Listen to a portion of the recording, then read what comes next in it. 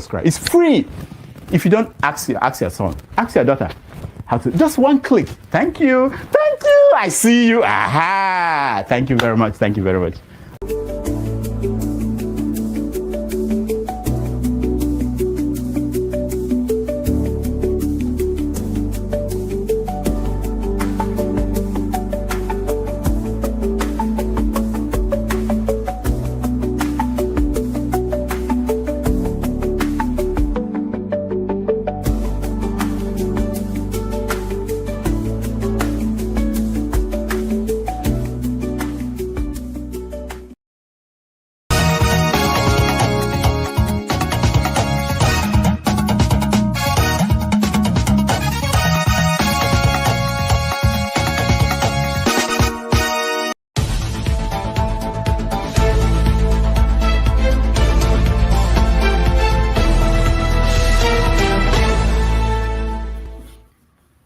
Hello, good morning, and welcome to today's broadcast. My name is Chimezie on this very auspicious day.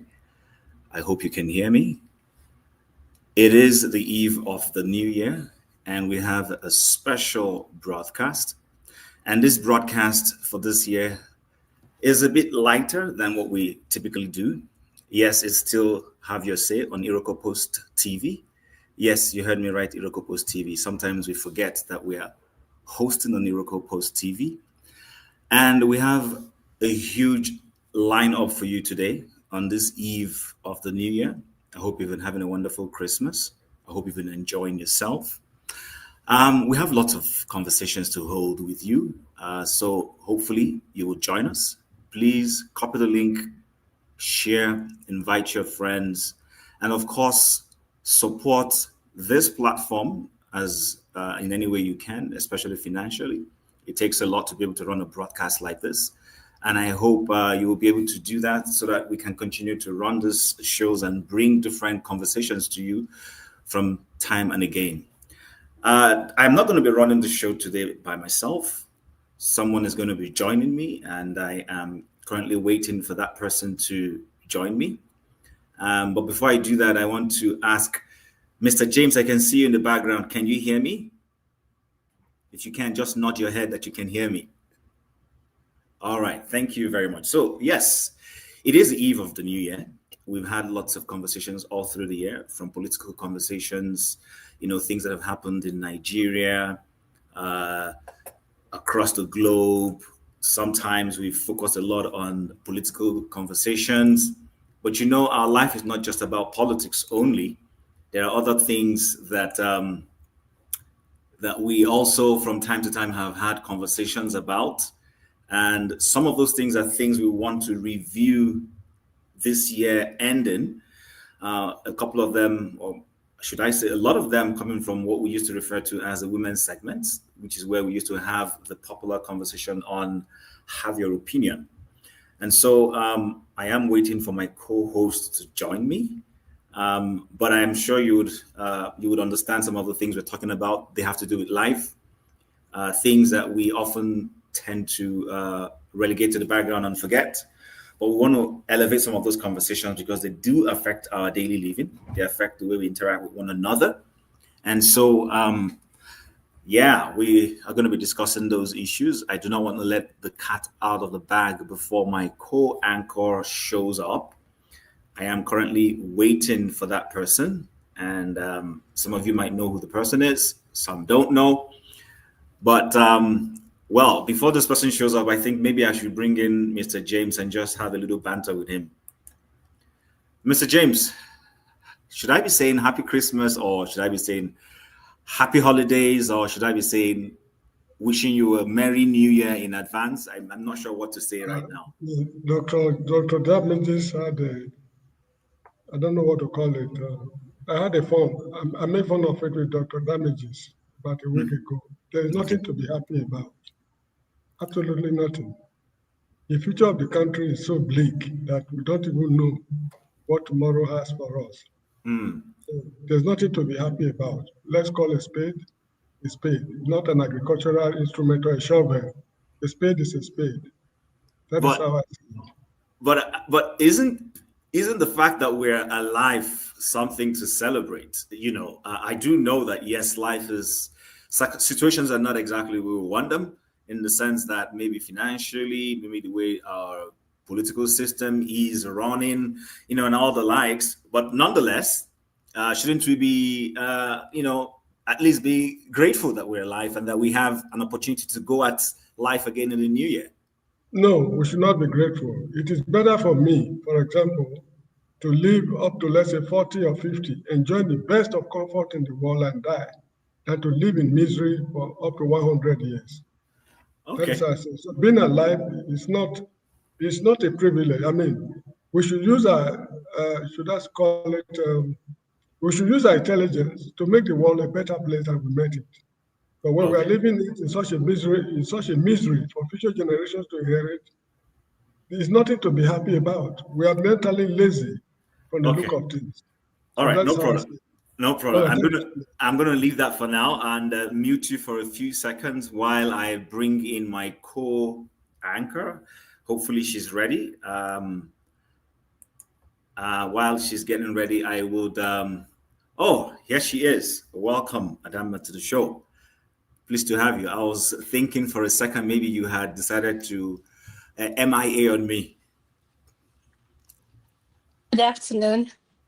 Yes, you're welcome to the show. So I was just having a filler banter with Mr. James while we waited for you. So I was just telling our audience that it's a special broadcast we're having today. And the whole idea is to kind of soften and lighten issues a little bit and not go the usual hardcore politics that we do. We might talk about some political issues down the line, but basically what we're trying to do is to review some of those soft issues that have to do with life that sometimes we take for granted, family related issues, community issues, things that we normally do not pay attention to. And so, you have been responsible for running what we refer to as the women's segment. It got branded or rebranded later on. So do you want to speak to that and then perhaps tell us some of the key highlights of conversations we had last year that you might want us to review with our audiences? Okay. Greetings, everyone. Um, well, let me start by saying I'm the host for the women's segment. Yes, thinking in the middle of this year, we had to rebrand our name because we found out that a lot of our guests were male audience. And given that the topic we tend to discuss are always on life issues, so we felt it was needed for us to change the name of the segment to What's Your Opinion segment. So, and in terms of the topic we've discussed, we have a lot of interesting topics. Even there was some that I was unable to cover because of my schedule. But I believe we're going to talk about it the more we discuss. Okay, thank you very much for that insight. So first and foremost, I guess my first question would be is you ran the show last year, you discussed several topics. What is one of those topics you guys discussed that you think it caught a lot of attention, maybe a lot of buzz went in around it, you had large viewership that you would think you would say you want us to review with our audiences and kind of like dovetail into and see how much we can do a bit of justice to? There's one in particular. I have several, but the one I would like us to talk about is Nigerian men being the global appeal. That got a lot of our audience talking. People came in. Of course, our men with their ego.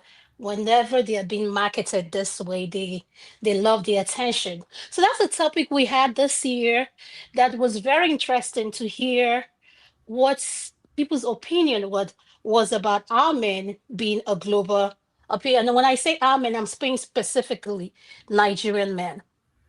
Okay, so when you say Nigerian men have a global appeal, what do you mean? Do you mean that when they apply to NASA that they get preference with a job in NASA, or are you saying that when a doctor, a Nigerian is a doctor and he's in the midst of his co-doctors or surgeons, patients prefer that this is the particular person they want to treat their medical case? What exactly do you mean? What I mean about Nigerian men being a global appeal is we have women from the Black American, they love Nigerian men. Foreign women like South Africa, Kenya. It's like there's a thing after all men. And when you ask these women, why do you like Nigerian men? The first thing they will tell you, they are hardworking. And the second thing, they're good in bed. So the list goes on and on. Then when you talk to our Nigerian women who are married or are dating this man, they say the kind of treatments they get versus when these men are dating women who are not Nigerian are different. So you start asking yourself, what is it that these women are seeing in our men that our women are not seeing? Okay. I guess at that point, let us give a snippet of what we mean by this. Nigerian, I'm gonna wear a gele to my wedding. That part. Look at Nigeria. The kings of our life. The men in our side are 100 times more poppin'. Nigerian men are very top tier.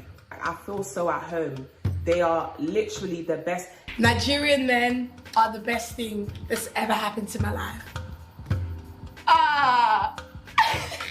Sorry. Nigerians are sexy. Male, female, babies, unborn babies. Over the decades, Nigerians have spread across the globe in search of greener pastures, and with them, their reputation has equally spread. While there's the bad and ugly side to this reputation, the good has also spread as well, and it has equally spread to the hearts and minds of women all over the world, making them spread other parts of their body too. You get it? If you don't get it, forget about it. There are videos all over the internet that chronicles the impact that Nigerian men have had in the hearts of foreign women, with women all over declaring their love or hatred for these West African champions. Nigerian men are the best. Nigerian men also don't cheat, guys. So get yourself a Nigerian man, okay? Bruh. They'll make you feel like you're the only girl in the world, even if you're not. That part. Feel good about yourself, do you know what I'm saying? I think they're loyal and traditional. I think that, like, even if there's a wife at home back in Nigeria, they'll still marry you here. So. Hello again, and welcome to NatTV. If you're a returning viewer, it's nice to see you again. If you're new here, please like, share, and subscribe. Hit the notification bell so you'll be updated when we post a future video, and leave a comment below. It's always a delight hearing from you. In this video, we explore some of the factors and characteristics exhibited by Nigerian men that have won the hearts and minds of women all over the world. We've got a lot of grounds to cover and not enough time, so let's jump right in. In no particular order, our list goes like this. Most Nigerian men know what they want. 99% of most of them know what they want. So when they meet you, a lady, and you are who they want, right? If he wants to make you his wife, that first day he's going to tell you that, baby, I like you. I want to marry you. I want to make you my wife. And from that first day, he's going to open up and he's going to be committed to you. He will not hold back anything. If he has to do anything to make your life better, or anything he has to do, he's going to open-heartedly, with a good mind and a good heart, he's going to do it. And if he meets you a girl and he just wants to chop you, he's going to tell you, baby, I like you. I won't make you see ourselves, make you make me happy, make sure I will make you happy. They are very straightforward and honest about what they want from a woman. If he is married, he wants to make you a side chick too. He will tell you, say, I get wife, or I get serious girl where I won't marry, but I like you. That girl, she abroad, but I like you. Or I have wife and kids. This is my wife, this is my kids. I love my wife and kids, but I like you. I won't make you see ourselves. I will take care of you. And you know what? The moment they tell you that you agree to it, they come wholeheartedly. He will open up, he will be good with you, he will be real with you, he will be kind and caring towards you. I think they may have like other girls, but then again, when you look at it, that's men. And Nigerian men are not afraid to tell you, why would you think you're the only one? How do Nigerian men differ to UK men? I don't know if it's a confidence thing. Over here, it doesn't even matter. Like, you could be an Uber driver. I don't know, you could be working at McDonald's or something, and the guy would still come up and talk to you, even though he can see that you're carrying a Gucci bag or whatever. It's more of like, oh, okay, he's got some confidence. Like that, oh God, it's like the Nigerian men, the ego is like whoosh, skyrocket. And it's like, I'm not even gonna say like even some of the people that I know out here, they're like really cool, but I can still see with the girls that they like deal with and stuff. It's like, you on the ego trip. Cause it's your moment right now. Believing in themselves. Confidence that I can do this for my lady. Yes. I can do that. Nigerian men are very audacious. The audacity. Like that's some Nigerian man. I think that's what the difference between them and UK men. Nigerian men have a certain audacity that is unmatched. Globally, I don't think we can compare to like a Nigerian man. I think they think if I'm putting money in your pocket and I'm paying the bills, you have nothing. You have no say. You have no say. I see a very fine face. Okay. Do you guys see a fine face? Am I getting a fine face? Wow. Okay. All right, so let me sit down beside you so that your beauty can allow my beauty to shine. There's a sweetness. There is. Oh, yeah. Maybe a bit too sweet. Yeah. Because right now, why am I charmed? Why am I charmed, baby? I know you called me it was an apple, and yet I'm here blushing from my... All you've called me is a sweet potato. Like, what even is a sweet potato? And now I'm in love. You know? They will trap you. That's the thing about them. They will trap you with good looks, good versace, talking. They will use Yoruba to scatter your brain. And then they will clench you, hold you, twist you, and they start doing their fuckery. Nigerian men are sweet talkers, whether we like it or not. Okay. The video is pretty long, but I just wanted to give us a little bit of snippet so that people have an understanding of where we're coming from. Pretty long video. I wish we could have played everything so that we hear everything that everybody is saying. So yes, the global appeal for Nigerian men, is it a myth or is it a reality? So you've heard us. Please join the show, comment to the comment section, express your views. If you have the courage to come in, do come in. And you want to give our audience a little bit of caveats so that will encourage people to come in? Yes. When we created a segment of What's Your Opinion, that segment was created specifically for people to come in. If you don't feel free coming in with your camera on, yes, you can do that. So if you want to join us on this conversation and you don't feel comfortable turning on your camera, given the kind of topic we discuss, so you're free to join us, particularly for this segment that we're having now. You can have your camera off. We just want to hear from you. Thank you. All right. So although I would wish you have your cameras on, I don't think there's anything to be afraid of. So Nigerian men, is this a myth or is it a reality? I want you to, lead the way, and then we can bring in Mr. James, who currently is our only standby panelist before he comes in and gives us his adult, elderly wisdom on this. Yes, go ahead. Well, okay, let me start by saying this. It depends. I have dated men who are not Nigerian, and they are great. And it depends for a woman what you're looking for. So a Nigerian men global appeal, I tend to answer yes and no. Yes, meaning these women are looking for this man for specific reason. You heard them. A man was sweet, like their mouth is so sweet. When I say sweet, they know how to convince you are the only one that exists. I mean, do I start? They will sweep you off your feet. They will tell you all kinds of things. They will throw money at you. They will take care of you. But they have a tendency of having several women. So when you ask me if they are global appeal, it depends what the man is doing for that. For me specifically, I would say yes, they are global appeal in the sense of these women like them because they get their bills paid, they get taken care of. But for some women who are independent minded and independent thinkers, a man throws money at this woman doesn't mean anything to me. For someone like me, You can throw all the money. That's not, it doesn't interest me. I want to know what kind of qualities. What do you have? What are you bringing to the table? What are you going to add into my life? So, yes, Nigerian men, I think it's a reality. Yes, they are global appeal. Okay, so Mr. James, before I bring you into the conversation, so you watched the video. The whole idea was just to kind of soften, our conversations and not make everything too much about politics. We will eventually get to politics, but these are things that we face every day. We hear, how wonderful Nigerians are, and then when it comes to the gender issue, especially about men, lots of people say, "Oh, Nigerian men are amazing," and all that and all that. So I don't know if you agree. I don't know to what extent you disagree with that assertion. Is it a myth? Is it a reality? Is it something that we're deluding ourselves with? What's your opinion? It's a myth. I don't think it's a reality. Because let me make an observation. The video you played just now, it was, it's a stage managed video. Because those women, they are Nigerians. From the accent, I know. I know South African accent, for example, Zimbabwe, Lesotho. The southern part of Africa, they have a unique accent.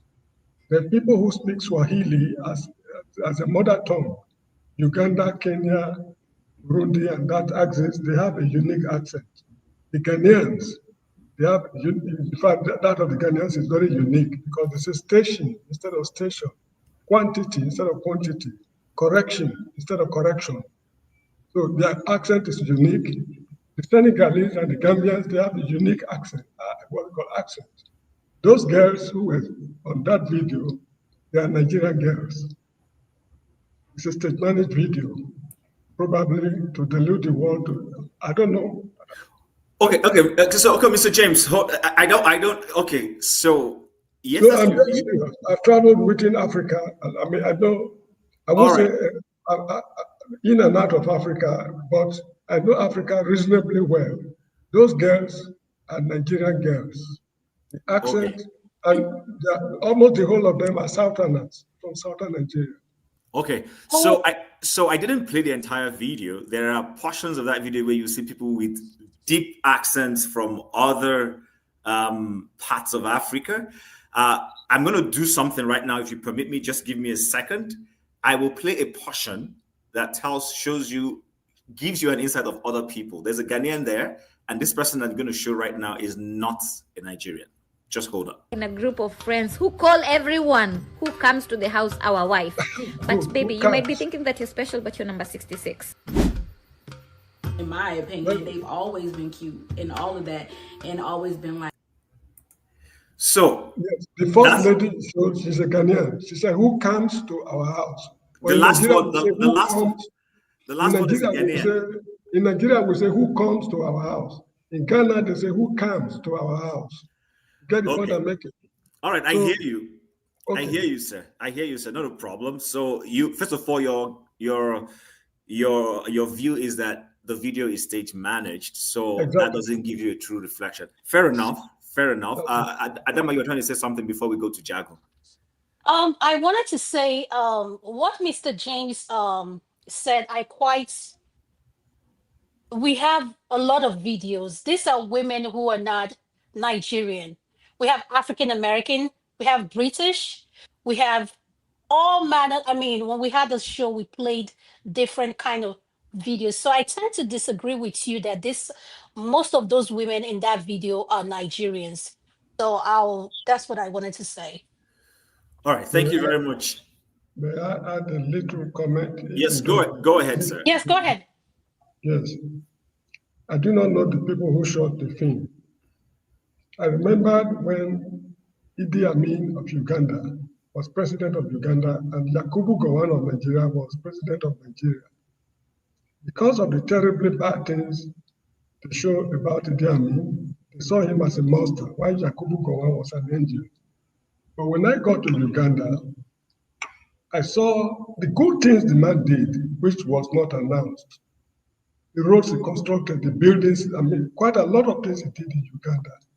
Now, if you happen to shoot a film of Yakubu Gowon showing only the terribly bad things he did, if you watch Yakubu Gowon on a video clip for just 30 minutes, only the bad things he did, we have a terribly negative opinion of him, whereas he did quite a lot of good things.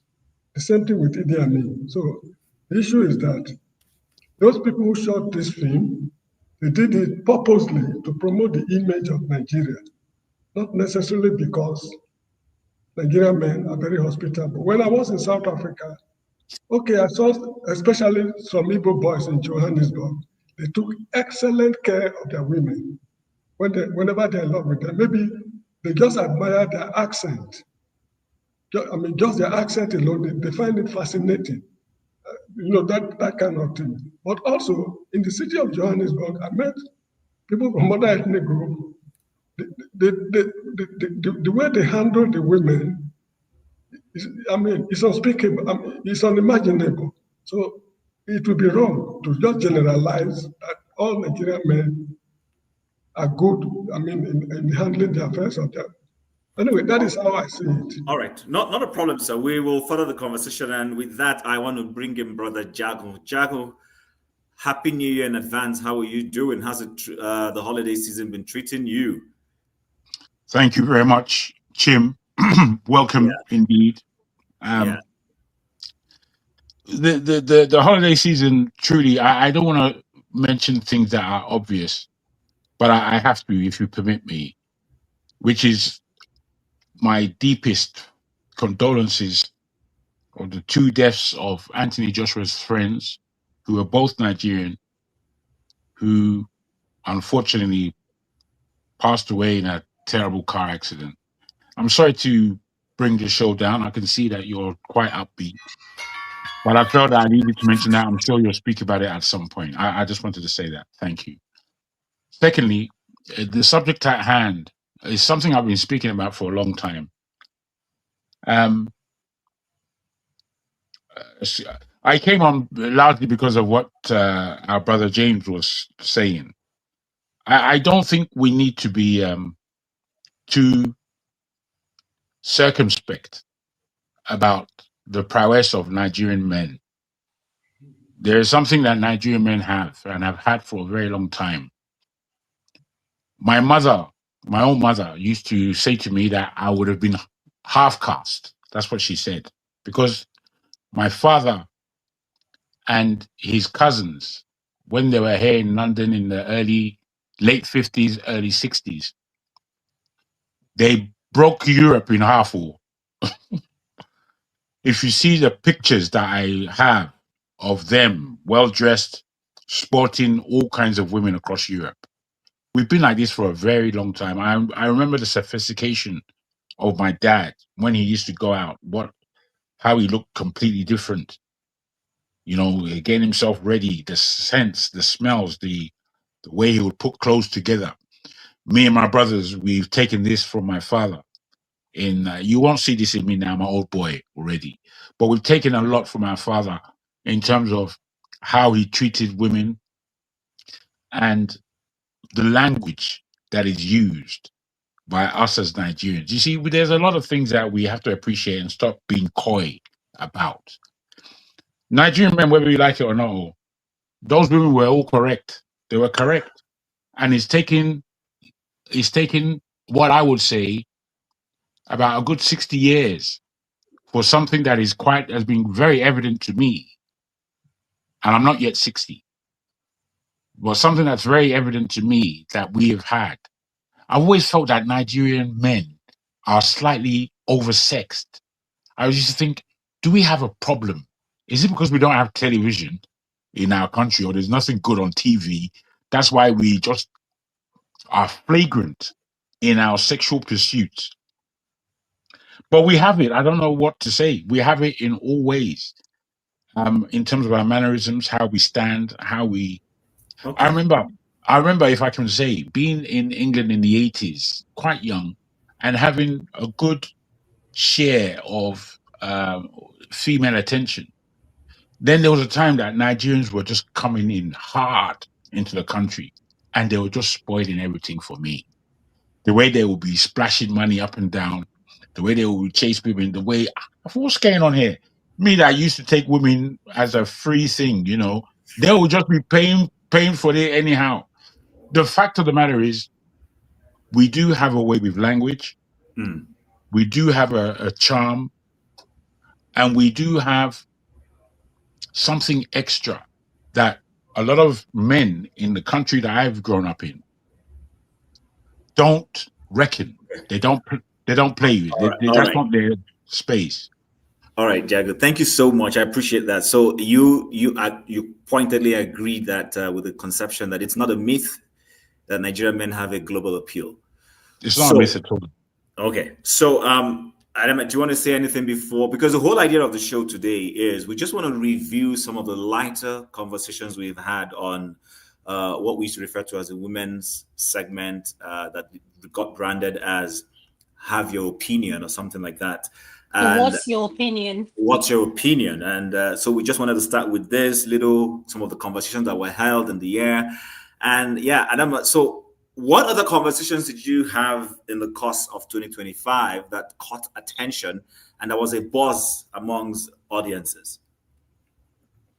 The other conversation we had that caught people's attention was, let me give a shout out to one of, she's my co-moderator. She's not here, but she sends her love.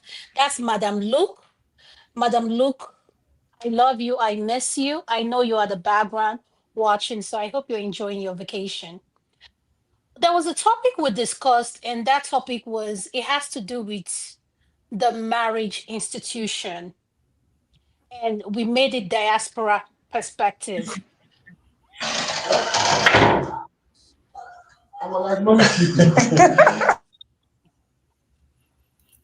Yes, go ahead. Thank you for coming in. I really appreciate it. We made it the diaspora perspective, and this was about relationship, marriage here in the diaspora. Our marriage are going through a lot of struggle. And one thing we noticed, couple who relocate from the diaspora, when they get here, they do kind of struggle. And there was one that caught my attention where the UK police, there was a video. Do you want me to talk about it, or do you have that video? Then we'll pick it up. Yeah, you can talk about it. Just give a little bit snippet, and then we'll see if we can find the video and play it. Go ahead. Oh, there was a video where the UK police called a town hall and warned us practically that we've abused the 911 system. That every little thing we tend to call the police for, and they've had enough of us. So that's what I want to say for now. So if you want to play, then we'll pick it up from there. Thank you. All right. So before I go ahead and do that, let me just again, please remind our audience, please, if you want to come in, you're welcome to come in. If you feel you have something to say, but you kind of feel shy or you don't want your image shown, you can put off your camera if that's what you want to do. We'll allow you for today.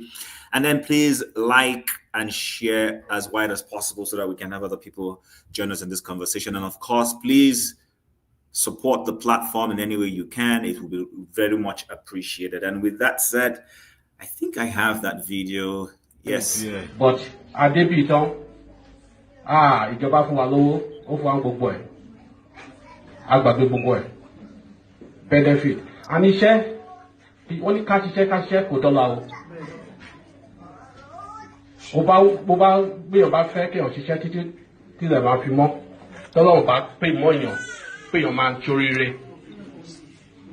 Ìbùkún Ọlọ́run, ọlọ́mọ ní ìlà. Ẹlẹ́wọ̀n kan ní ilé ayé yìí, àwa síbi nítòótọ́ afẹ́ help àwọn tó wà lé. Ìgbàgbọ́ mi tó jẹ́ kí àwọn èèyàn mi ṣiṣẹ́ kó pọ̀. Sisters, brothers, they phone you. You go back home and see some of them, they're looking better than me and you. But when they call you, you will think that if you don't send to them, they will die next minute. Think about your home here. This is your home. This is where you live. The society we are living, if we allow it to be corrupted with the attitudes of the children of the youth of today, it becomes problem. It's not just for the police.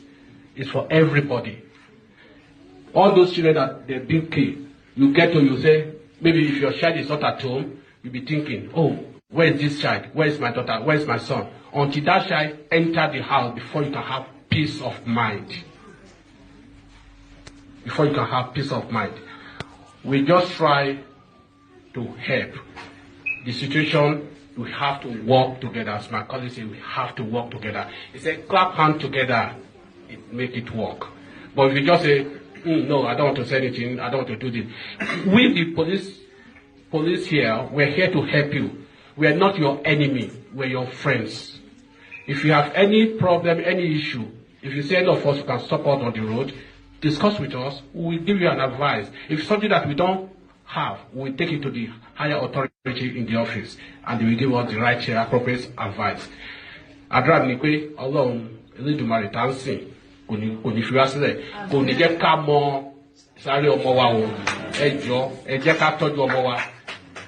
Thank you very much.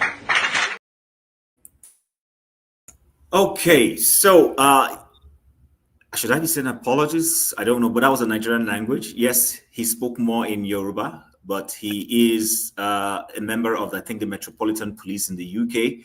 And I think the whole idea was to advise the Nigerian women, therefore, that they should reduce or at least stop having to call 911 on their husbands and stuff like that. That kind of puts a strain on their relationships and their homes.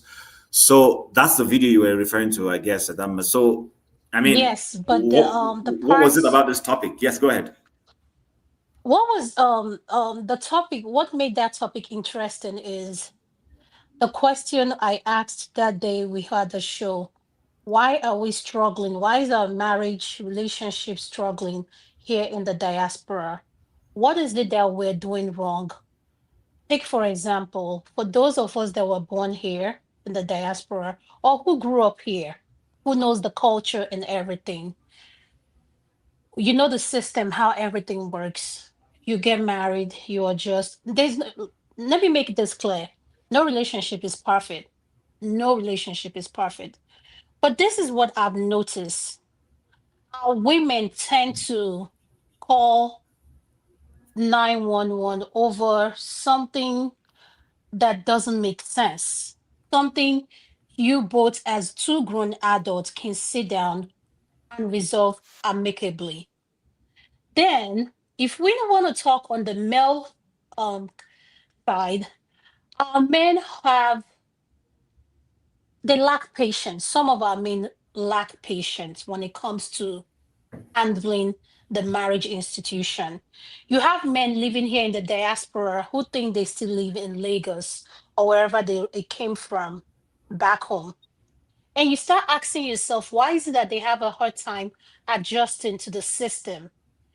I've seen men there was a video we had where everything this man said, he would tell you, I'm the man of the house. I'm the man of. Why do you need to keep emphasizing that you're the man of the house? Then I start to ask myself, is your manhood in question? Why do you need to keep reminding your wife or your partner, I'm the man, I'm the man? Like nobody's dragging that with you. So I don't know the answer to this problem. I know there are different stories why people act and respond the way they do. But this is what I want to say. Part of the problem I think we have here in the diaspora is finance. 2, the lack of intimacy. 3, planning. It's like once a woman goes to school, becomes independent, her money is her money. The man's money is the house money. What I don't understand here in the diaspora, you have to work as a couple to get things done. There's nothing like different pockets. If you put your resources together, you can achieve a lot. But I kind of go back blaming our men when I want to say this. Our men have made some of our women so comfortable with this notion, quote unquote, I will take care of you. I'm the man of the house. I'm this. But for me, I have 4 brothers. And one thing I don't want to see any of my brother doing, thank God, for those of them that are married, is carry all the financial burden by themselves because they are trying to validate the man. and why these women work and do whatever they want with their finances.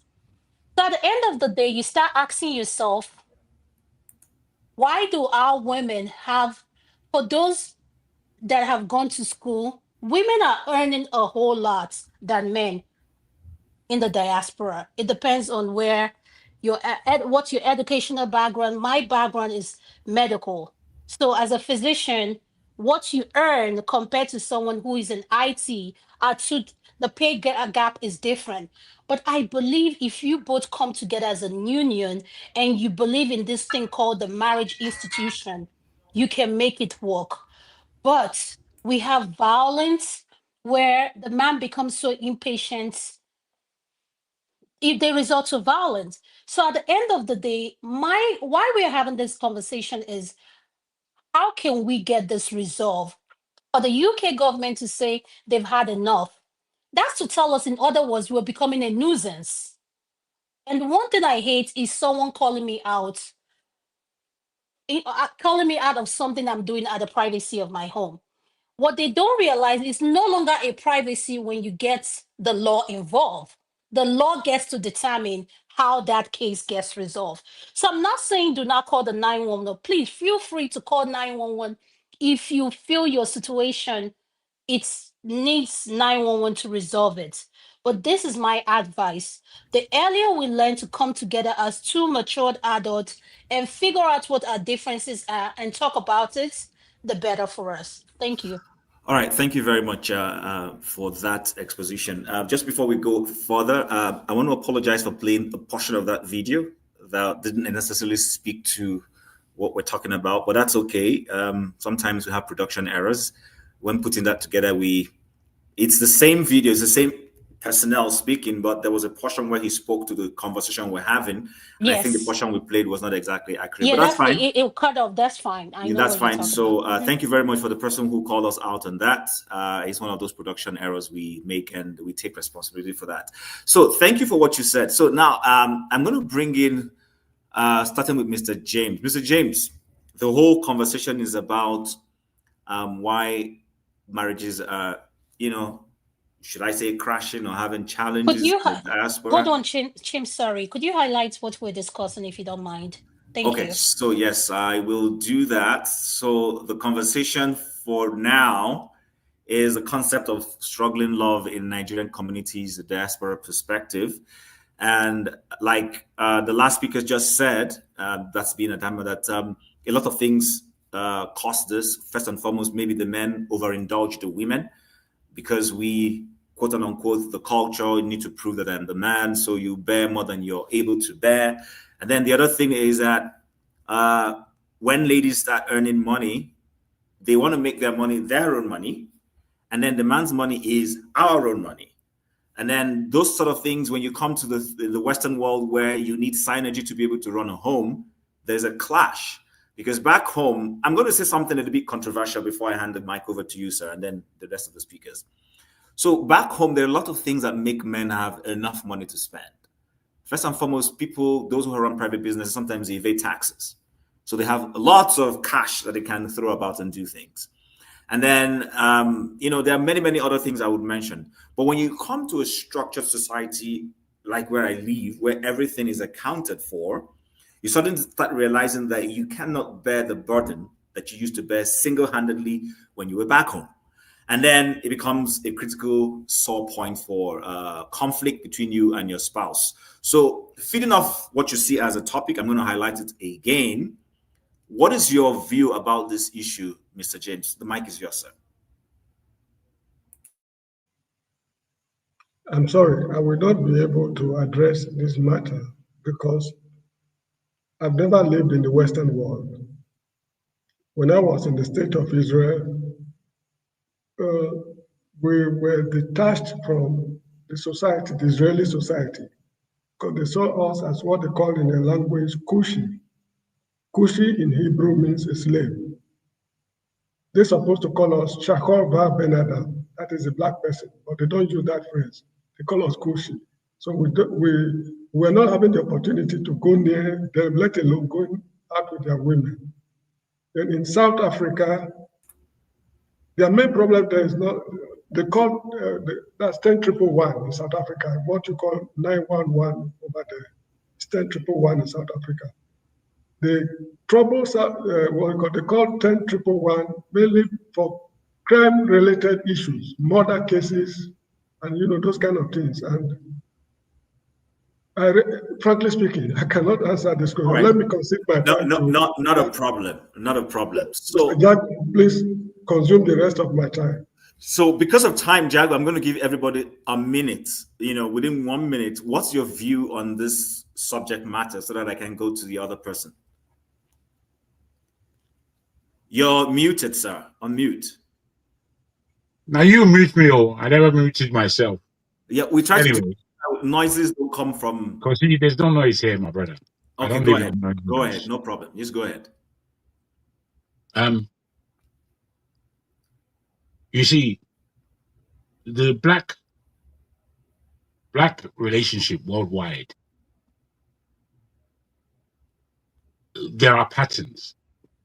And in these patterns, we don't normally look at them at all. We ignore them because of our own differences within the cultures that we have. So in the Americas, Caribbean, and the United States and such, they've gone through a long time where marriage was an institution. And today, there are less people married than in previous years. And that has happened due to economics and social events.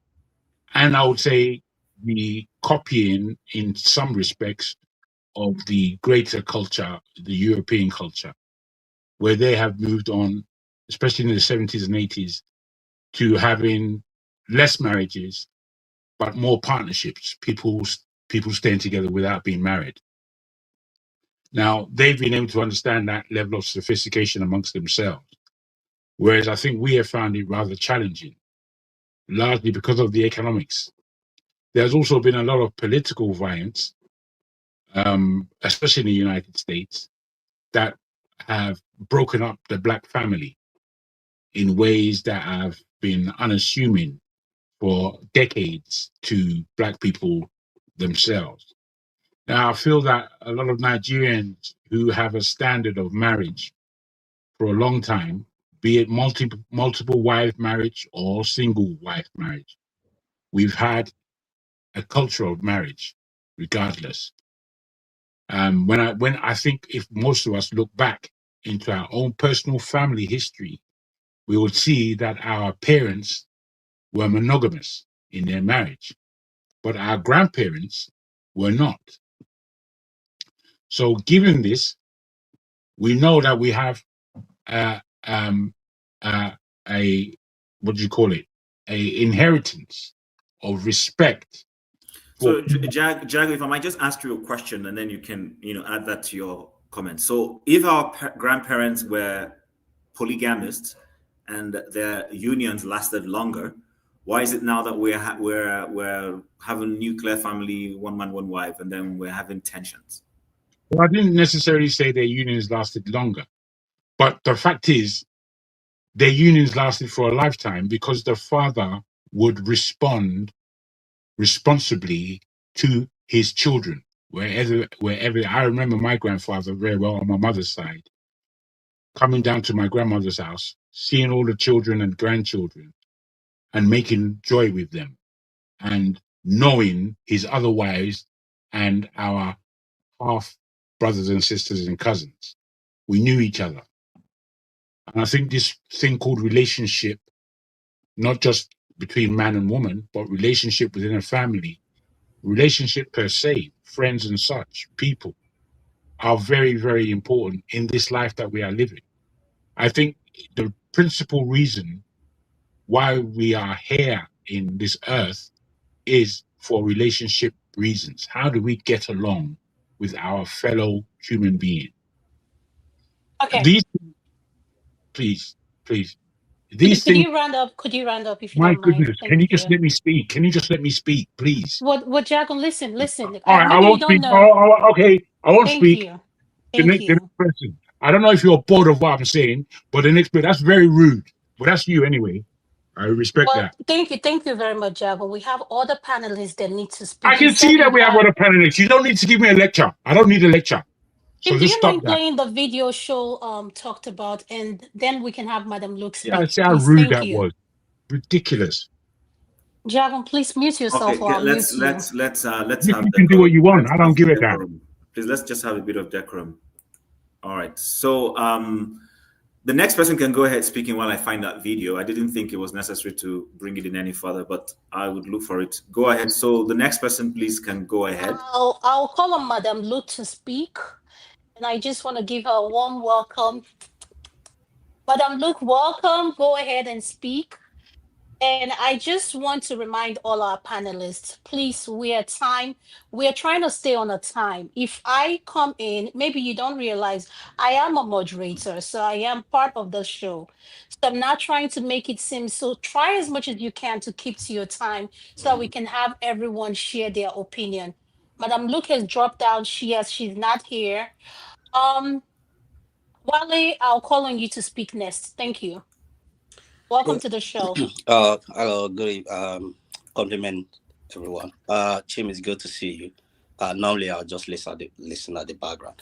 Quickly, just for me to quickly go through to the topic you raised when it comes to Nigerian women, let me put it that way. Let's say Black women or Nigerian women finding themselves abroad and the relationship seems to be not working. There are a few factors I put down, and I'm not saying all the fault is, attributed to women only. Sometimes women do actually contribute to it. When we look at relationship for men and women, it's kind of really complicated because if you look at it, men are raised from different family, the women are raised from different family, and for two people to come together, not because of love, they have to come into agreement that, look, this is how we're going to live our life. And we need to remember that when two people come together, there are over 100 or even not thousands that baggages that come with each one of them. It could be from the man's family, it could be from the woman's family, it could be the mother-in-law is the big influence on that relationship, it could be the sister, it could be friends. And how do we navigate through all those factors? It's a lot. As you're solving one, another one is coming. And not to even talk of that, what about your own kids? They could put pressure on you, on both man and the woman. So maybe the man is a gentle one and the woman seems to be the disciplined one, or vice versa. The kids can manipulate and try to see who they could get away with some sort of, atrocities with. And that put a lot of pressure when it comes to abroad, because you don't want your kids to go to the school or to join their friends because they want to do certain things and they report you. Then the social service might not even listen to your own view from your value or your background, where you're coming from. So it takes a lot of wisdom to navigate relationship in abroad, compared to back home, where you can go to your father-in-law or someone very respectful. Here, you're on your own. Even your next door neighbor has nothing to do with you. So Wale, are you saying it's the absence of a support system that is the issue? Exactly. It could be. That is just, there are so many factors. It depends on an individual relationship. Some people, it could be a religion that's even causing a lot of trouble in their relationship, because we tend to see some people more religious than the Pope.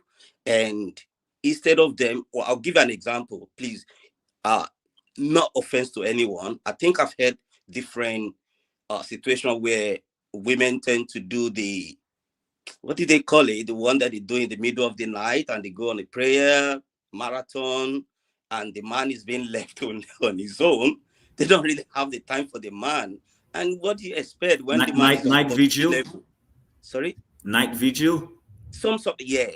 And they go on this kind of thing, and the man is left on his own on a conge level. What do you expect him to be? So sometimes we orchestrate our own downfall in relationship. It could be the woman, it could be the man.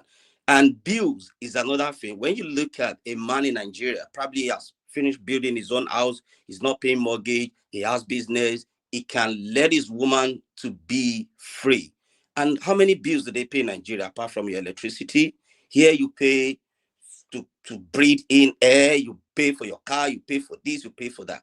And the man cannot do that alone.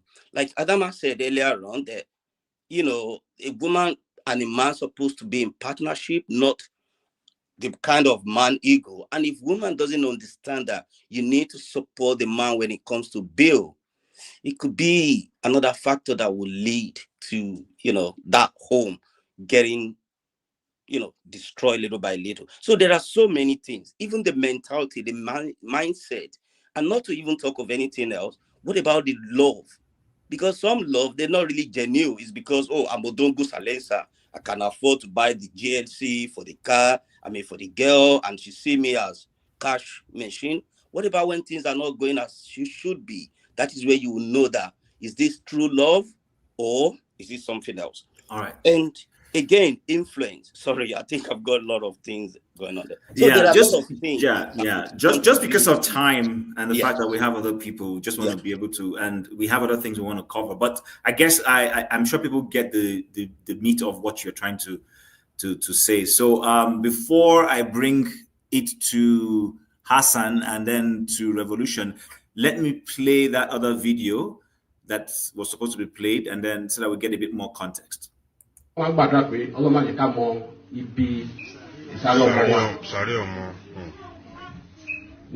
wants to know where is child. But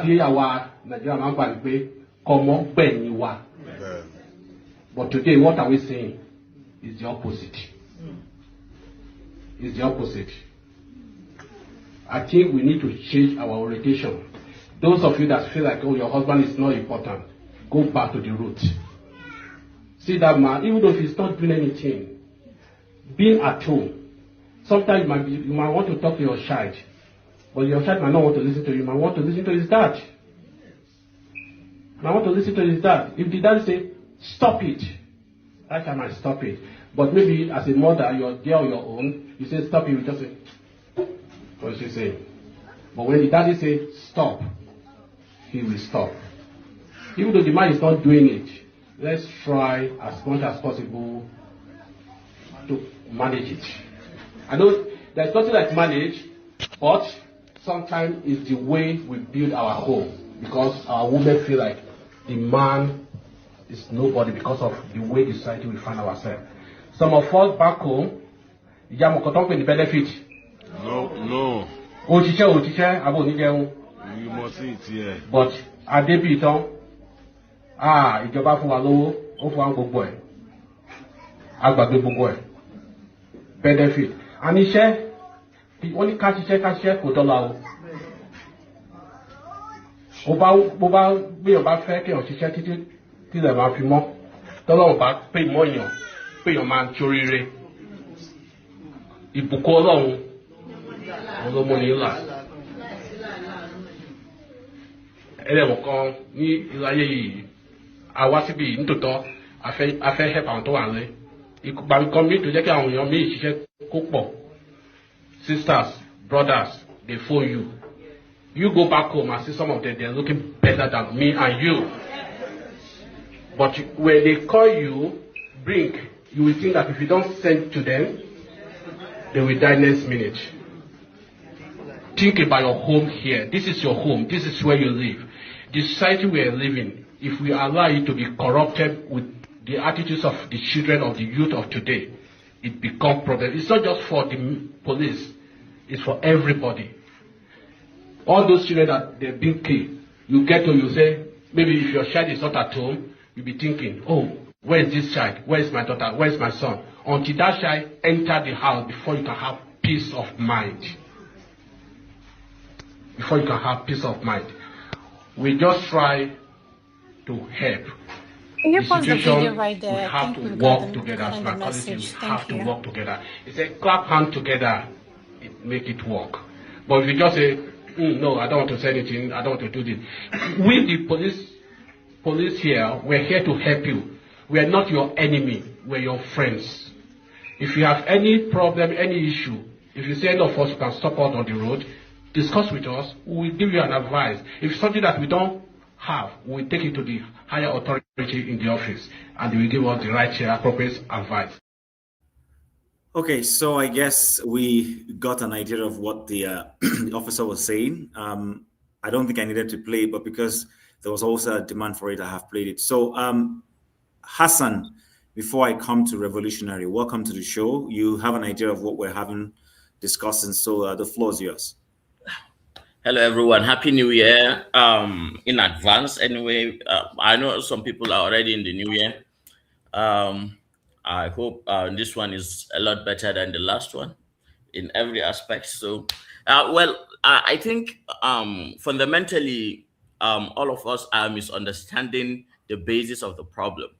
The way I look at it is, well, if you notice, just study history, you would notice that the kind of life we are living now is the abnormal kind of life. Like, it has not been long that human beings are living in urban areas and, living under strict, corporatist, capitalist, cutthroat systems that will force everyone to work.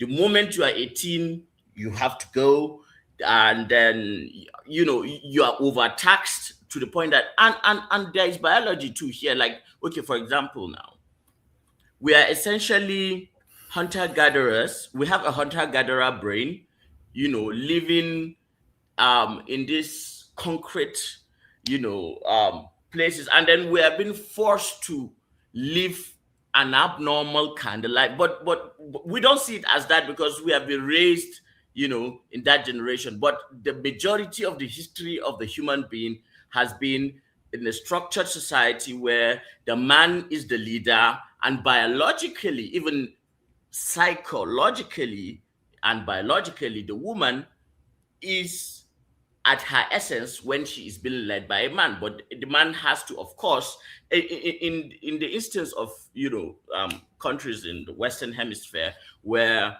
there is this thing with equality and all that, that is where fundamentally where the problem is coming from. Because even if you look at the Scandinavian countries, because I'm somebody who believes in equity, equality, but not equality.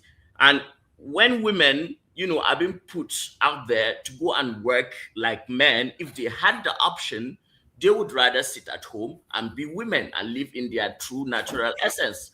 That is the way we are supposed to live. So our forefathers did not do anything. That is the natural order of things. Now, this is the abnormality. When did we started, living in urban areas with electricity, with having to live, with when the steam engine was created, and then there are shifts. You go in the night to work in the night. This one, so a lot of people have been taken off their natural rhythms. So and there are a lot of things going on in the human brain. So I can see where a lot of places where the conflicts can come from. But I would say, and I would argue that if you fundamentally know where the problem, is coming from, it is at least, you are at least better.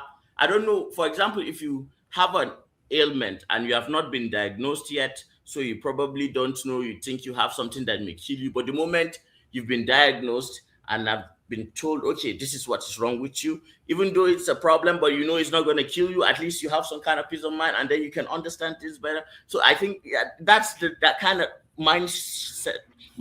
So Hassan, I guess my follow-up question for you would be this. So if I'm hearing you right, two things I want you to address for us. One, you said that you believe in equity.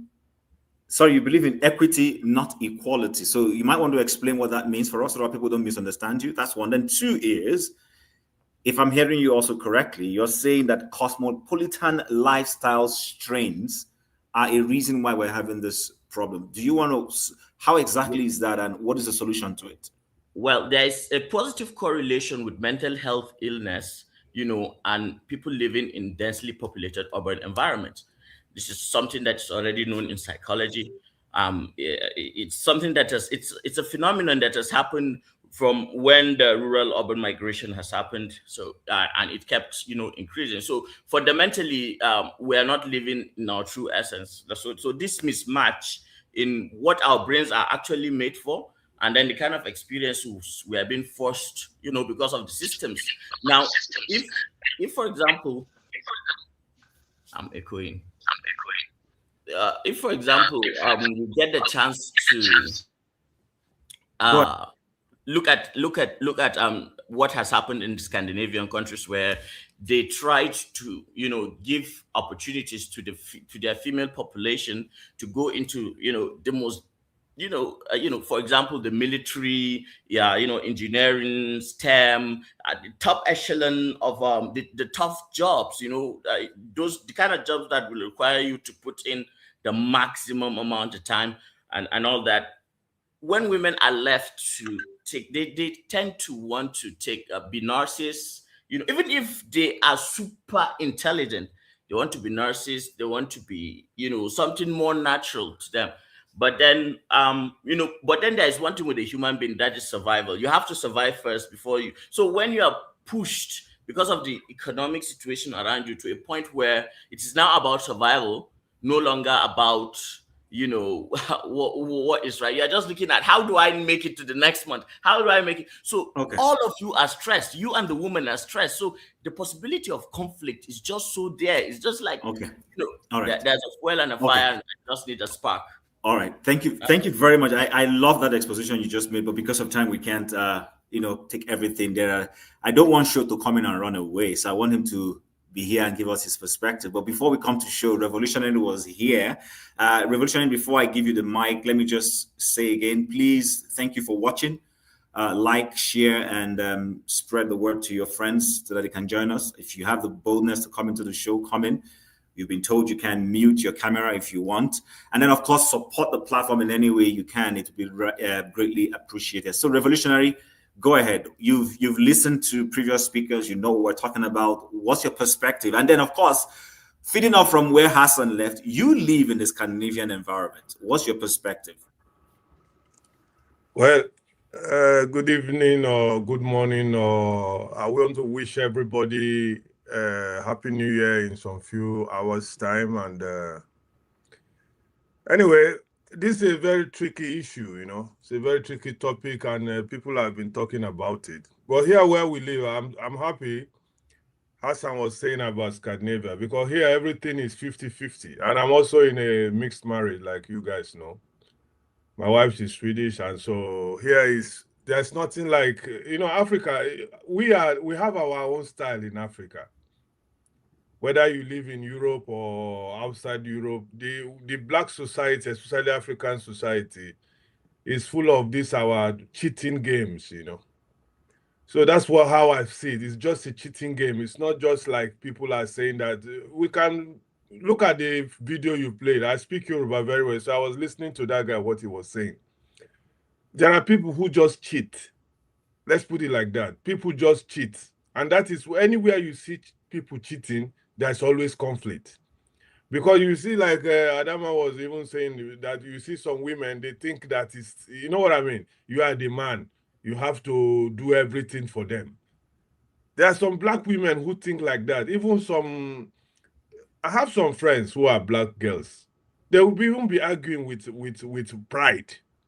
That yes, it's the man who's supposed to do this. It's just cheating. And the worst of all is that they pay the price, because the man one day will just walk away. And they will sit there and complain, oh, I'm a single mother, the father, blah, blah, blah. But when the man was there, you were just cheating. For me, that's how I see. Here in Scandinavia, it's just simple. There's nothing like, it's 50-50. Whether you are working in the factory, whether you are earning 2,000 or 1 million, if you want to live happily in a relationship, you have to open your heart and make it 50-50. If the house rent is 10,000, for example, you bring your own 5,000 straight. You don't need to be asked, or you know what I mean, Jim. This one, nobody is telling you. You know that when it comes to that place, you bring it. Then later, the rest of your money now, you know what I mean? Example, if you are the boss, like Adama was saying, the differences of salary, for example, If you earn more or whatever, then you can now flex. You know what I mean? Okay, babe, this month, let me buy you this to show love. And let me don't forget about this. Most of the relationship between blacks and blacks, there's no love sometimes there. There's no, let us call spade a spade. They don't even know what How is do you know? called love. How do you know love? What does love look like? That is what I'm telling you. When there's love, there won't be cheating now. There won't be this unnecessary conflict. Does love also encourage 50-50? Brother, what then, Jim? You don't know what I'm just asking. I don't know. I'm asking. You tell me. No, love is 50-50. There's nothing, if there's no 50-50 in a relationship, it's one-sided. And anything that is one-sided, it will trip over. You understand me? Anything that you move, a car, if you have normally a normal cars have 4 tires. If one is deflected, you know what I mean. You'll be driving until you have to be forced to stop. That is the relation. That is why it is like that. It has even in Africa. Revolution, I have a pushback for you. You said something about 50-50, and I quite agree to some extent. So if you want to go 50-50, when it comes to taking care of the children, how does that 50-50 play a role? Okay, Hassan said something to you. Here in Scandinavia, whether you are working at the top notch as a woman or a man, is 50-50. The men have maternity leave also. You understand me? The child is not left only to the woman. That's how it's they do give that men. Let me understand what you're saying. Where you reside, they do give men maternity leave. Let's say when your wife puts to bed. It's called paternity leave. Yeah, that is. It's not paternity. Is the Sorry, let me address that point, really. When I say paternity leave or maternity, whatever it is called, it is not that the child, as far as the child is under 18, both parents bear the same burden on that child till that child gets to 18 years and leave. The father have the right to take the child to school. Likewise, the mother have the right. You cannot say because you're a woman, you are the only one who will be taking the child to kindergarten till the school. It is compulsory for both parents. And in Nigeria, for example, Mr. Jagun was making a point about parental of our old. You know what I mean? Though he wasn't giving a point to land. I wish he would be giving a point to finish that point he was making. My own family. He's biased against me. No, Jago, please, let's leave it. Let's leave it. It's a new year. Trust me. We will leave that matter and be happy. You never finish, I mean, you go come back to that point because I was okay. So revision a roundup because I want to round up very fast. So just a second now. Please, can I? Okay, Revolution. Before you speak, can I say something? I just want to. This is to the panelists. Jago, I'm muting you, please. Don't mute me. I don't need you to mute me.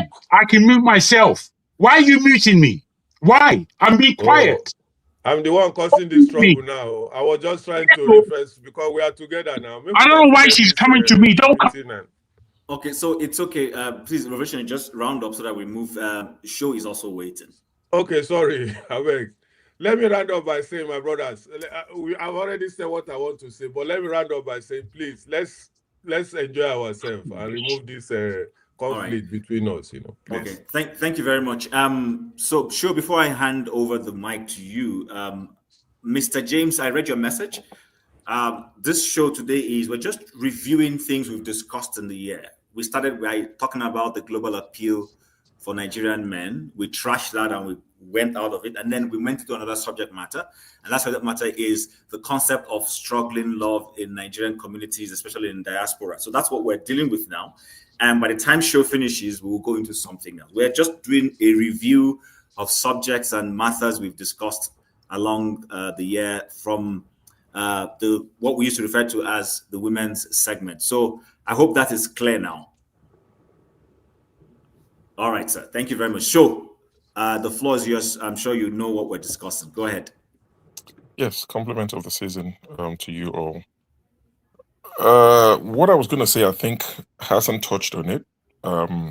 As he began to speak, he touched on what I was going to say, and Revolution Now spoke on it as well, and Adama's question even further spoke to what I was going to say. It's not the only thing that causes friction or puts a strain on relationships of the Japa, those of us that have Japa. But I think it's one of the key things that put a strain on the relationships. What is that you're mentioning? What is this particular thing? Yeah, that is where I'm going. It's not the only thing, but it's a major player in the dissolution of many marriages or relationships. As a guy in Nigeria, you don't have to, be a director. You just have to have a decent job, and you most likely have a driver because labor is cheap in Nigeria. So you have a driver, you have maid. Your wife has somebody who gets the kids ready in the morning. So your wife literally just gets up. Because for you to jackpot is not cheap. So we're talking about the people that have jackpot. So these are people that you call the middle class in Nigeria. So the wife has a maid who gets the kids ready, who prepares the meals. So she just gets ready, look pretty, goes to work. The husband the same. The driver picks the kid. The maid makes lunch and dinner and all of that. Now, they up and leave, and the maid is not there. The driver is missing. So this big boy that has a car, air-conditioned car, his life is upside down. Yes, there's hospital and ambulance to take him. He won't be dragged out of a car while he suffered trauma. There's a working system around him. There's electricity, there's water. But certain things have been taken away from him that he's so used to. And when you now ask him to adapt, he struggles. Now, he has to bathe the child in the morning. Something he's probably never done all his life. And the child is 4, 5, 6-year-old. He's never done it before. Now he has to bathe the child on occasions, not necessarily all the time. And if it happens that the wife works night shift, that means he has to do it every day. Get the child ready, drop them off to school, then run to work. Not in his car, on a bus, on a train. And it rains, and it's winter, and it's all these things. So the man is already angry.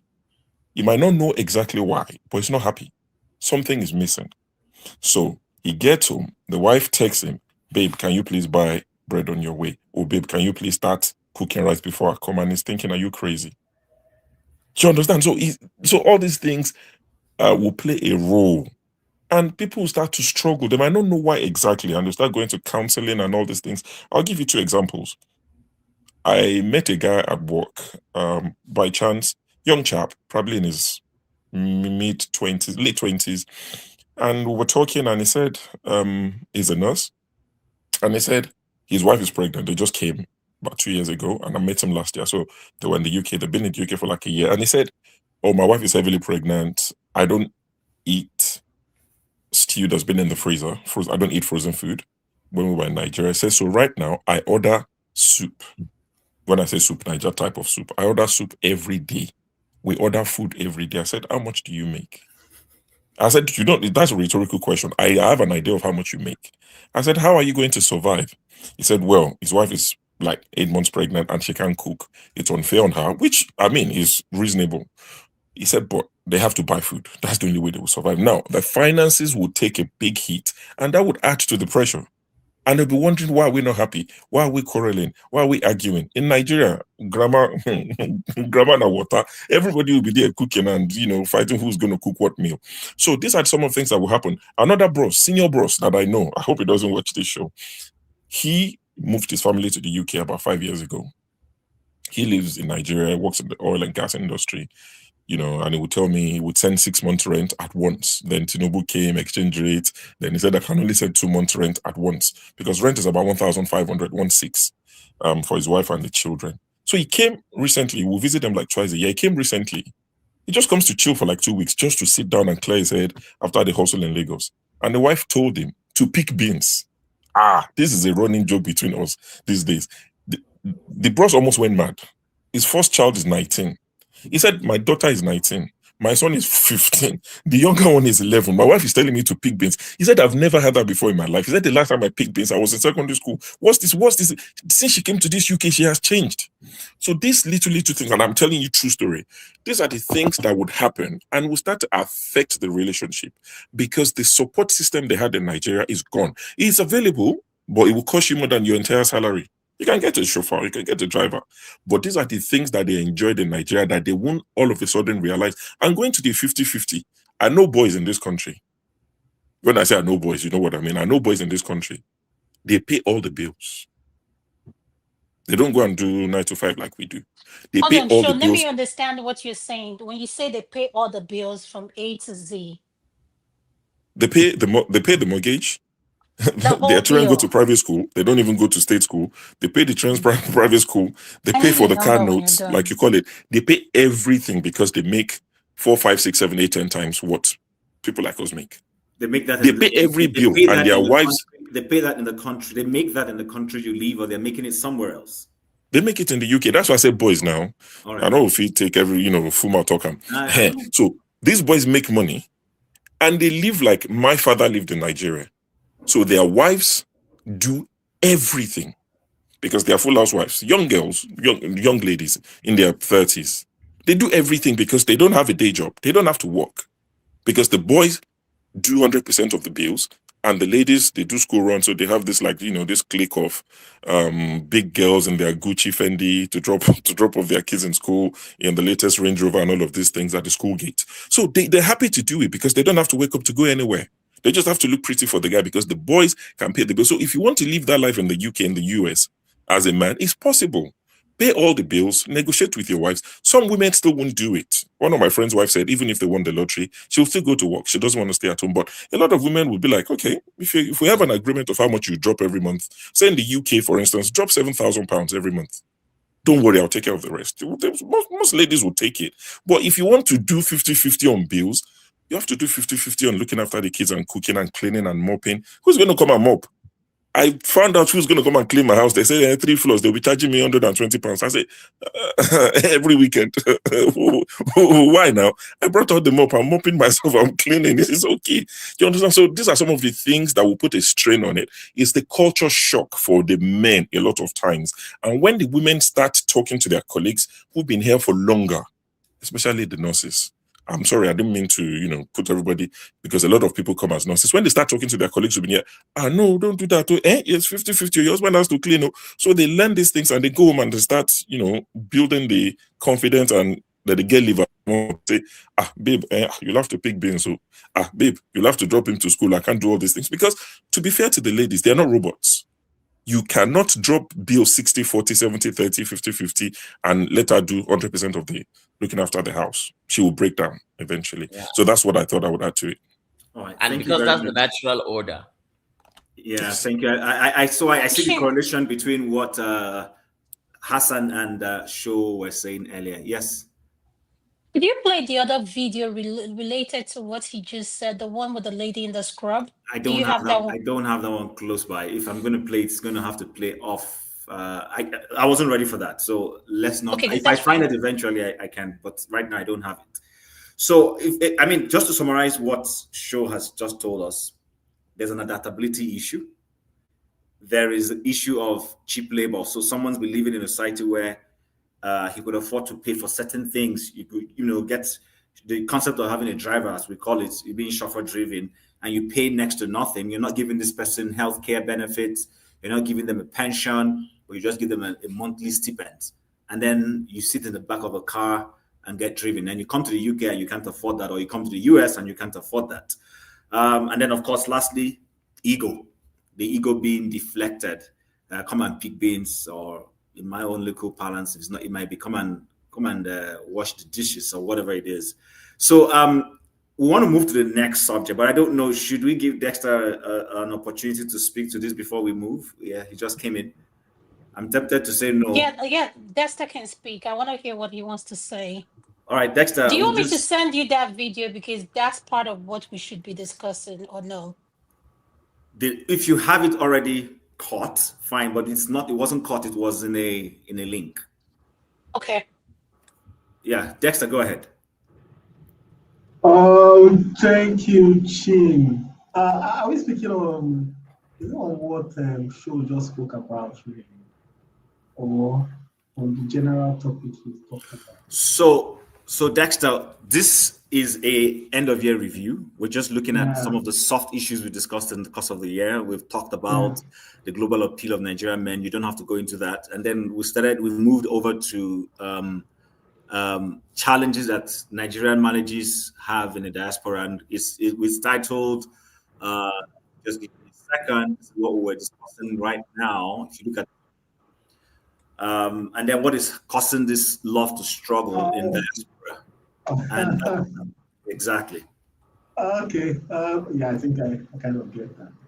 And Dexter, just to give you an idea, just to give you an idea why we're discussing this, the UK police had a town hall where they told us specifically, Nigerians, that we are making too many unnecessary 911 calls to them. So go ahead. Thank you. Thank you, Chief. Thank you, Adam, and everybody listening. I kind of understand. It's a reality, and I don't think it will go away anytime soon. But it just shows that. So see, this is why I think every country that wants to really develop wants to move from, this is my own postulation, if you want to move from third world country to even from developing country to industrialized country, there's one primary thing you must do. You must empower women.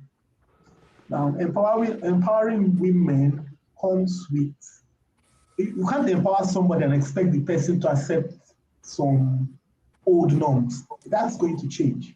So the truth is that where we come from, where especially Nigerians come from, we come from a place whereby women are actually not really, women are put in the back burner. You can see that in our leadership structure. You understand? Women are considered to be, you know, it's not really like they are meritorious, that when they get to positions, they're not really taking like it was for merit, you understand? So you have that even in the family structure and all that. And so kind of affects people that come over to the Western world, which is normal. However, Chief, what I can say, I've seen a lot of people that have come over from Nigeria, but because of their upbringing, I'm talking about guys, because of their upbringing, they have adapted better into the UK system, realizing that they should be part of their children's lives. You understand? You have people like that they should be part of their children's lives, and they should be part of building the home. In fact, I've seen women that have found it difficult to adapt. I've seen some women that are saying, "Oh, no, I don't want to pay any bills, and I don't want to contribute any money, and I still want this man to be doing the things. I want him to be doing school runs. I want him to be supporting as much as possible, but I don't want any penny of my money. So my money is my money, and his money is our money." And you have women that have not transitioned, you know, and I think that is also part of the problem, because I think there was a recent story of a Nigerian lady that came out on social media. My husband wants to take me away from his COS. My husband has taken me away from his COS. When they dug deep into the case, what did they find out? This man has been in Spain, you know, trying to migrate, finally got to the UK through, I think, care visa, brought his wife over, and she was the one, I think he came through education, so he had limited hours or something, and she had more hours to work. She had the visa that allowed her to work without restriction. The man was paying most of the bills. But this lady, by the time she started working, she didn't want to pull her weight. She wanted to start using her money, which is normal, to start using her money maybe to start doing charity for her people. You know, there is a time to liberate her family in Nigeria. So she didn't really want to contribute. It became so bad that she was looking for a way to rope this man into a violent case, like domestic abuse, trying to report him, you know. And it was found out that she was just colluding to try and put this man in a bad light. She reported the man for rape, that her husband raped her or something like that. And they, you know, the moment you have that kind of situation in the UK, the man was working in the in the health sector. They sacked him from work immediately. So when they sacked the man just quickly resigned and went back to Nigeria. And when he went back to Nigeria, he called the HMRC and said, "Look, I'm out of Nigeria. I don't have a work. Please, my COS can be cancelled. Whoever is on my COS, please remove the person." So his wife now came, the woman now came on Facebook and social media, TikTok, shouting, "Oh, he has removed me," you know, and, you know, playing the victim card, which normally works very well in UK. Once you shout, first person to report gets the attention. But by the time they dug deeper, they found out that she was the instigator. And people around say, please, we don't want to have anything to do with this lady. So I think it's both ways. It's not only, the only thing that is once we hear more. Yes, we have situations whereby men struggle because they are finding it difficult to transition, to realize that, okay, look, many people that come to UK, unlike in Nigeria, where a man can be working and take care of his family comfortably, he doesn't need a dime from what his wife gets to take care of the whole family. By the time they come to UK, there's a reality check. Even if you are earning so much, by the time they take your tax, by the time you pay bills, money has gone. So maybe you need your wife to chip in. And it's difficult for many women to even transition to start chipping in. And then the woman say, okay, I'm chipping in, so you have to contribute on the home front. And many men are not trained like that, so they have to relearn. But you also have the situation whereby you have women who are so entitled, they come with the Nigerian mentality of, I should not drop a penny. You have women like that they don't see why they should pay. So their husband is paying the rent, their husband is paying all the bills, he's paying for it. They don't care if the husband at the end of the day, maybe what he has at the end of the day is 10 pounds. So women don't care. And what they want to do, I've seen people like that, what they want to do is they want to start thinking of how they would bring their whole family, will do child support to bring their whole family. In fact, there was a case whereby a woman made her husband to take a loan. And what was she using the loan for? To bring her brothers to the UK. And after she brought her brothers to the UK, she reported the man for domestic violence. Okay, yeah. I think let's stop at that. There was a video that I was being advised to play. I think it speaks to what Show was saying. So if you guys just indulge me, let me do that. Oga Femi, Chidi, all of you deserve to be left behind because I don't see the sense where you will leave all the women in America. You people don't want them because they don't tear eye. The only reason you went to Africa to go and bring wife is to go and bring the one who never tear eye. She come here, she don't tear eye. The same results. You people need to start working on yourself before you people marry. Times are changing. The result you will get from not marrying the girl when I went to America. What is the result you will get when you go marry the one from Nigeria? Because you will come and meet us here and we'll go tear her eye and she will believe you. That one you bring from Nigeria, she will go and be nurse and she will come and meet us in the nursing station and we'll go tear her eye and she will leave you. You don't want the woman who don't tear. You now go to Nigeria to go and bring the one who never tear. When she come here, go teach her bad behavior. Go leave you. If it's a man, you don't want any man. Probably because there's and you go to Nigeria to bring another man. When he will come, he will learn the bad behaviors of the people here and show you pepper. So please, you people should stop bringing anybody. Let all of us meet let's meet ourselves for front. Nonsense. Let me don't hear that thing from you again.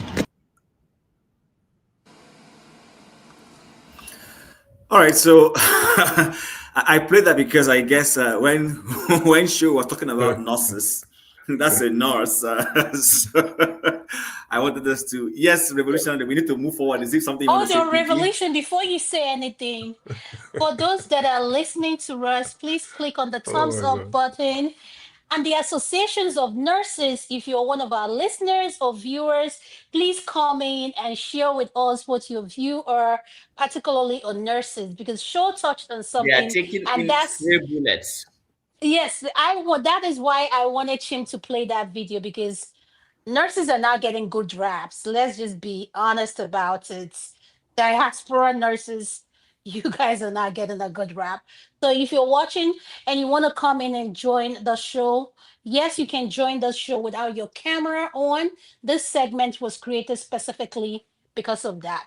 So go ahead, Revolution. Thank you. You see, you know me, the angle where they like to enter Nigerian problems, many people know they like them.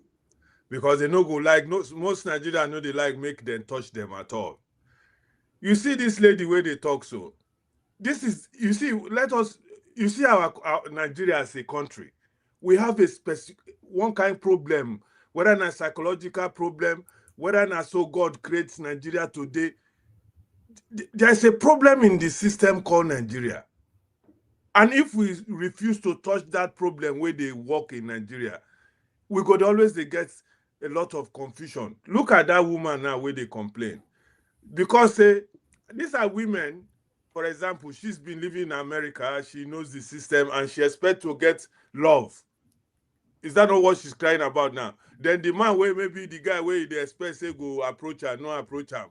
Because if you say they in day there, he can't go Nigeria, carry woman, come. Instead of making allow those people, they okay. Then now she have to go and destroy that person's life by going to be fooling the wife.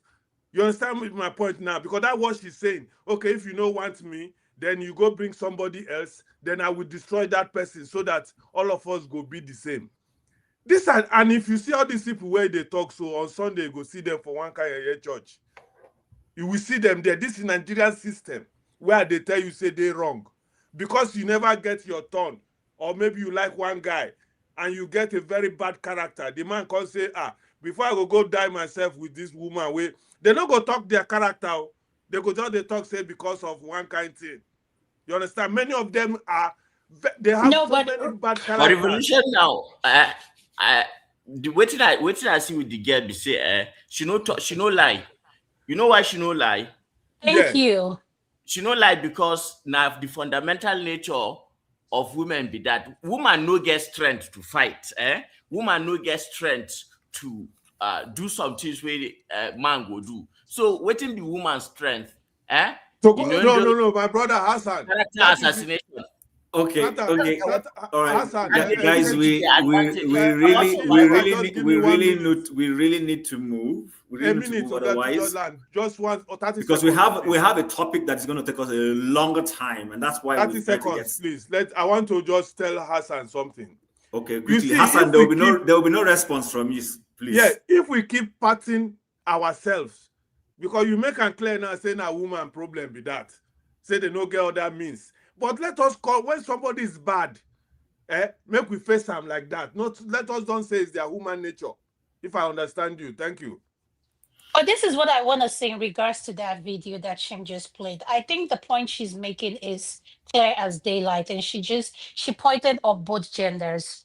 What I don't understand with a lot of us that reside here in the diaspora, or those of us that were born here or grew up here, why do some of us, when it's time for you to settle down, it's good for you to have a relationship, whatever you want to do, with a woman that is here. But when it's time for you to get into marriage or partnership, you go back home and bring someone from back home, and this person comes here, and what you expect that person to be when you guys were courting, whatever the situation may be, as they come in here into the diaspora, they started having friends and everything, they turn out not to be what you want. Why can't we settle with, why can't you shop from the environment you live in? Why do you have to shop outside your environment? I think that's where she's coming from. So I agree. I hear the lady. I understand her perspective. But to the question, and I'm not supporting either side. That's not my business to support. Anybody should go. If somebody wants to shop in Target, that's their business. If somebody wants to shop in Costco, that's their business. But you'll be ready to bear the consequences. If you go to Costco, Costco prices are higher because you're trying to they're higher because it is bigger. You're supposed to be buying quantum. So if you don't have money for quantum and you go there to buy little bits, you will spend more. But if you go to Target, for instance, Target is cheaper for you. You buy that. So do what works for you. However, everything comes with a price. Like they say when in marketing, there's a buyer beware. So the buyer needs to beware what he's buying, both the female buyer and the male buyer. So with that, I want to ask us. So Adama, you guys, you've talked about all this topic we've been discussing. Was there any topic in the course of the year you wanted to talk about that for whatever reason, maybe for time's sake, or you just never had time to come around discussing it? Is there any topic you wanted us to talk about that you think we need to kind of give attention right now? Yes. There's a topic I'd like for us to talk about that we never got to talk about. And that topic is, I do not know why we as African frown on prenup. So why do we frown on prenup? We have men back home or here, wherever they reside. They like those young women. When they die, they write out their estates, how they want their will, things they have accumulated, how they want it to go. So why is it that we don't want to talk? A prenup is something you can discuss before going into the relationship, the marriage, whatever. So why do we as Africa why do we shy away from talking about prenup? What makes us so uncomfortable about prenup? If you're coming into a relationship and that relationship you happen to be the one that brings more to the table, and the man says, let me keep what I have, you keep what you have, in the course of whatever, this is what will happen. And why I brought it up is the case of Iwayawu. That's why I would like for you to play that video. That way we can pick it up from there. What Thank you. happened? What happened to Iwanyao? Please, do you want to give a little bit of context? What happened to him? He said, the video I watched and what they said, I don't know. Should I use the word allegedly, or that's what he wrote? He said, go ahead. He said, if the wife decides to remarry, every asset or whatever she has that was given to her, that he gave to her, must be returned. Okay. So all right. Okay. Thank you. All right. No problem. So let's play this video, and then hopefully people will have context. It's long. I'm not going to stop it. I want us to play it to the very end. Uncle Chin, you think I shouldn't speak on the issues? Passing of elder statesman and former Ohaneze Ndigbo President General, Chief Engineer Dr. Emmanuel Iwoanyanwu. The details of his last will and testament have sparked controversy, particularly a clause that bars his widow from remarrying. Now, Chief Iwoanyanwu, who died on the 25th of July, 2024, at the age of 82, left behind significant assets reportedly spread across Abuja, Imo, and other parts of Nigeria, all of which were read and allocated on the 16th of June. Now, while the bulk of his estate was equitably shared among his 5 children, attention has zeroed in on a clause that directly affects his 37-year-old widow, Frances Chinonyerem Enwerem, who he married in 2013 at the age of 72, when she was just 26 years old. Their union produced 1 son. Now, according to this will, Frances is entitled to a portion of the late chief's estate, but only on the condition that she remains unmarried. Should she remarry, the document states that she will automatically forfeit her inheritance. The question now is this restriction patriarchal and punitive, especially considering the age difference and the fact that Frances was in her 20s when she married the then septuagenarian?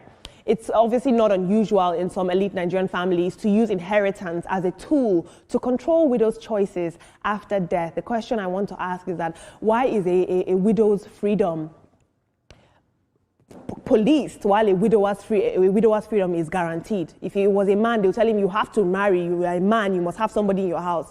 But because she's a girl, it's different. It's double standards if you ask me, but what do I know? Let's take a look at social media. At Oka Ewa says, it was a smart move. My late boss died, leaving about 37 billion in properties and cash for his wife and 5 children. 3 years after his death, the woman married another man and is now bearing the new husband's name. If only he had done something like this. Congrats to the happy couple. Amarachi says, that was the will of the dead. If I may ask, why should the woman married to such a great man even think of remarrying? And finally, multimedia producer says, this is a very selfish thing to do. Imagine this young, beautiful lady not able to remarry after losing her husband. No culture should support this kind of mentality. And I think that the family should hold a meeting and allow the lady to do what she wants. After all, the dead doesn't know what happens behind them. But team, let's talk about this. This young woman, her husband has said, you're not going to marry anybody after me. It's not going to happen. Yesterday in the group chat, we touched on it a little bit. It was a hot topic, but we haven't fully chopped it up. The Iwoanyanwu's will didn't say the woman shouldn't remarry. It says if you remarry, you forfeit the property. So the choice is yours. Simple. But the optics of it is a little bit, I wouldn't do that, but that's his choice. It's his property, it's his wife. So I don't want to get involved in family problems. Let me just put it that way. Talking about the late Iwanyanwu's will and his young wife, it is often said, till death do us part, but as it is right now, the death is not, parting anything. But let's look at it critically. I think he wants to preserve his legacy. He works hard to build what he has built, and he's trying to preserve his legacy. And also, he's also perhaps trying to protect her from those who might want to just take advantage of her at the end of the day. So if she would sacrifice that for anybody, the man would know that he is worth it. He too will know that she is worth it. You can let it go. So let's get married, we'll build our lives and all of it. So I think it's protection. Well, nobody loves poverty, so I'm definitely sure that she's not going to just accept to forfeit everything. But I think that, may his soul rest in peace, but I think that he's being selfish because really, you are dead. And the thing is that he's trying to be smart, but the woman can have a companion and she can still give all the money to the companion. So if we're talking about legacy, I think that is just too much. You say, guy man, you can always have smart guy man in different ways. So she can still have a companion. I think that was too much. I didn't find that story funny. I think it was extreme, for him to say that. 20 seconds. She married this man when she was 26 years old. Frankly speaking, you knew at the time this man was going to leave before you did. And so it is now your choice to stay or to go. Full stop.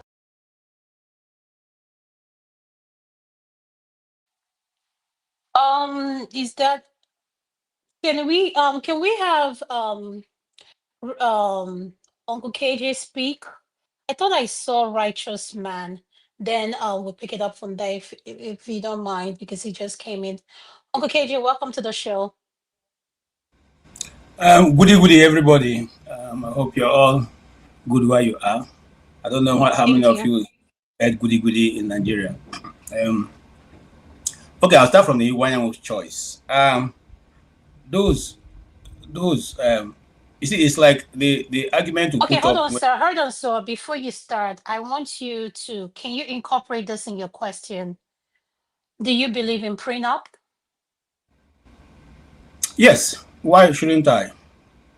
But you see, in my family, and I'm sure that Chim knows that, we don't do those things on our side.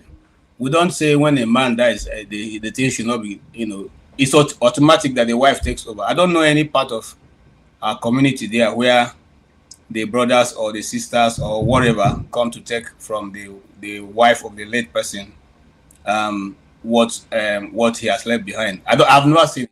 There's nothing like that practice in my place. I don't know about, because Chim is about some distance from me, but it is the same practice. I've never heard it. My mom is from Chim's village. I've never heard it anywhere that when the man passes, whether the wife was 13 years old or 7 years old, that things are not given to her. No, you have the right to inherit from your husband and continue with the legacy. If you decide to marry, that is now left to you and the umonna to say what you want to do. But ordinarily, if you follow the tradition, they will not want you to marry outside. But if you are young, I think the tradition in my place is quite considerate. They said to their people, or the umonna will tell you that you are too young to be by yourself. KJ, just before you go ahead, sorry to button, not intended to cut you off, but just to buttress one of the things. So there is a difference between monetary assets. If you're a young woman, you decide to go marry, then fine, you can go with whatever assets are transferable, but you're not going to be able to transfer landed property and lift the house. So that's a totally different thing. It's just like a daughter, for instance. You're not going to take, if your father gives you landed property, you're not going to carry the land and move to wherever you're married. So that's the point. Go ahead, sir. Yes. Thank you. And that's good that you put it that. And if your husband has a house, you can't go and bring your lover to come and live in his house. So if you have married, you go with your husband and go and live wherever you're living and leave the family house for the children of the man to continue the legacy which you have abandoned. But now looking at it, let's go back a little bit. One of the things we debated about when Lady Diana died was because I said to them, my friends, that you see, you must take account of what arrangement you are going into. You cannot say you are Hey, you cannot say you are a princess in a royal family and you want to pull down that status which you have been brought in. You knew their arrangement. You knew what you were going.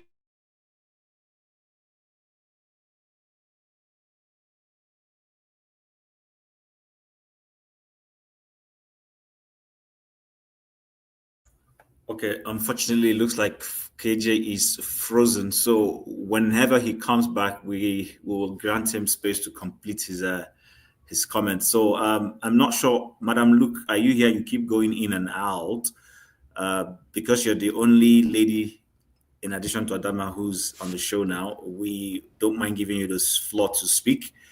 Yes, do you want to respond to what we're talking about? Yeah, okay.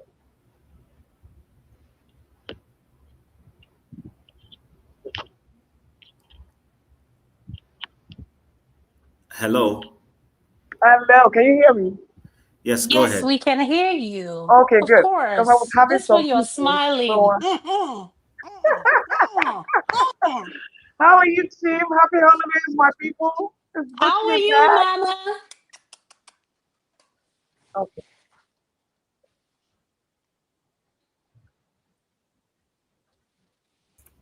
Yeah, go ahead, Madam Luke. We're listening to you. You know what the topic is all about. Do I have a delay? Is there a delay? Go ahead. You're speaking. I don't think there's a delay right now. Just go on. Okay. Thank you. Oh, yes. I heard. Okay. So, I heard. Okay. I heard that I was hearing the part where um, we started off with, what was that we started off with? The Nigerian men, appealing Nigerian men. Global appeal of And Nigerian men. Mm-hmm. Go ahead. okay.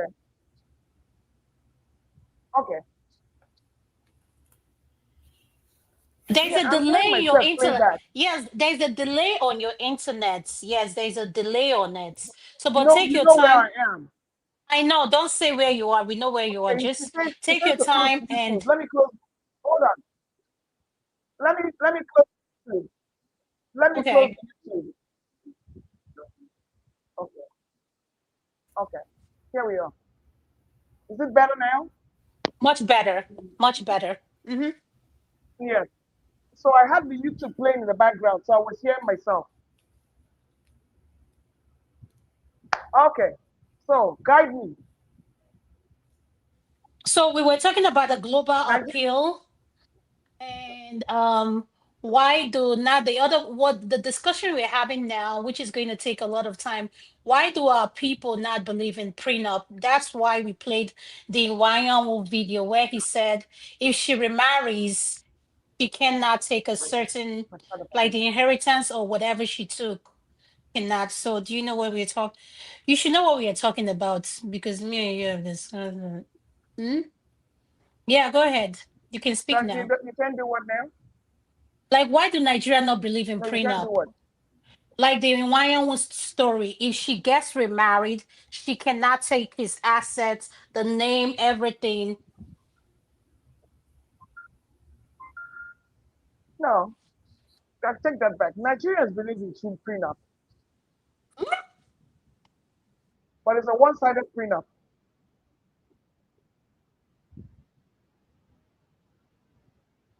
If We're it listening. favors Go the ahead. man, it's Hmm. a prenup. It will favor the man where you don't get anything. That's the prenup. That's the kind of prenup we have. That's the kind of prenup we have. But you know the kind of society we come But from. the question I would ask, what you can address that as you respond, is what exactly is a prenup? It's an agreement. It's a financial agreement between two parties. It's strictly financial. And when it's financial, it's about real estate, property, financial. Yes, it's strictly financial. Meaning, it's an agreement you make before marriage. so that everybody, if in case of the dissolution of the marriage, everybody's entitled to some certain amount of some certain what will I say, ratio of what you should get. So it's strictly financial. There is no social what will I say? There's no social benefit. It's strictly financial, where you are only allowed to get what is written on your agreement if the marriage does not work. Am I correct? And not just you're correct, just to add to what you say. And before you go into this marriage, you have the option, if it's a place where you both discuss, you as the person who is going to sign the prenup have the option of pushing back as well and say, in a situation of this happened, can I be able to get this? So everything is written out in clear terms and conditions that if the man, let's say for instance, he has an estate worth this much, and you're coming into the marriage with this, and you say, okay, if I give you 2 kids, I want my kids to have this ABC. He will say, okay, no problem, I'll include that if that's what you want as a pushback. So it's not, I want to make this clear. A prenup is not just based on the person who has more, but you who is going into that agreement have the choice of pushing back and demanding for more. All that person is doing is protecting their assets in case it doesn't work out. Sorry, can I ask a question? Sorry, please. Even though, yes, I'm a moderator, but I want to ask this question so that as we explain this, it helps. So a prenup, there's no love in a prenup. I'm just assuming it's just an agreement on how we live and how we split what we have. So, I want to enter this relationship with you, but if you want me to come into this relationship with you, you do X, Y, Z for me, and then we negotiate, which means if at any point in time in that conversation, there is what's the word? There's a deal breaker for me. So that deal breaker means we're not going into the relationship. I can walk away. So since you have not agreed to give me this or that, if we decide to dissolve or you die or this or happens, I walk away, go find someone else to do relationship with. Is that what it means? That's an option. An option. No, but can it be an option? Let's following up from what she just said, that you do it's a pushback. transactional. It's transactional. It is transactional, just like, yes, there are different options, just like marriage is a partner. Yeah, you're negotiating. Marriage is a partnership. Just for it, okay, let's make it clear where we can all understand it. If let's put someone we know now in the if I was to marry Jeff Bezos or Dangote, and I'm bringing nothing to the table, why should I be entitled to everything Jeff Bezos owns based on he loves me? Do you think his children are going to sit down and watch me, Adama, inherit everything their father has worked hard for? No, they will not. So to make everyone understand what we're talking about, Jeff Bezos will come into the relationship and tell me. Will this be different if Jeff Bezos has no children? This is his first marriage and it is you. Will it be different? At the same time, Jeff Bezos, if he has no children, he still has the right, as someone who has more, he will tell you the Amazon or whatever, let's take for instance, this is hypothetically so that people don't say this is, and let me make this clear, we're just having a conversation, we're not giving a legal advice. So if you're someone that wants to sign a prenup or know more about a prenup, please contact your legal counsel. They will tell you more. That is the job of a lawyer.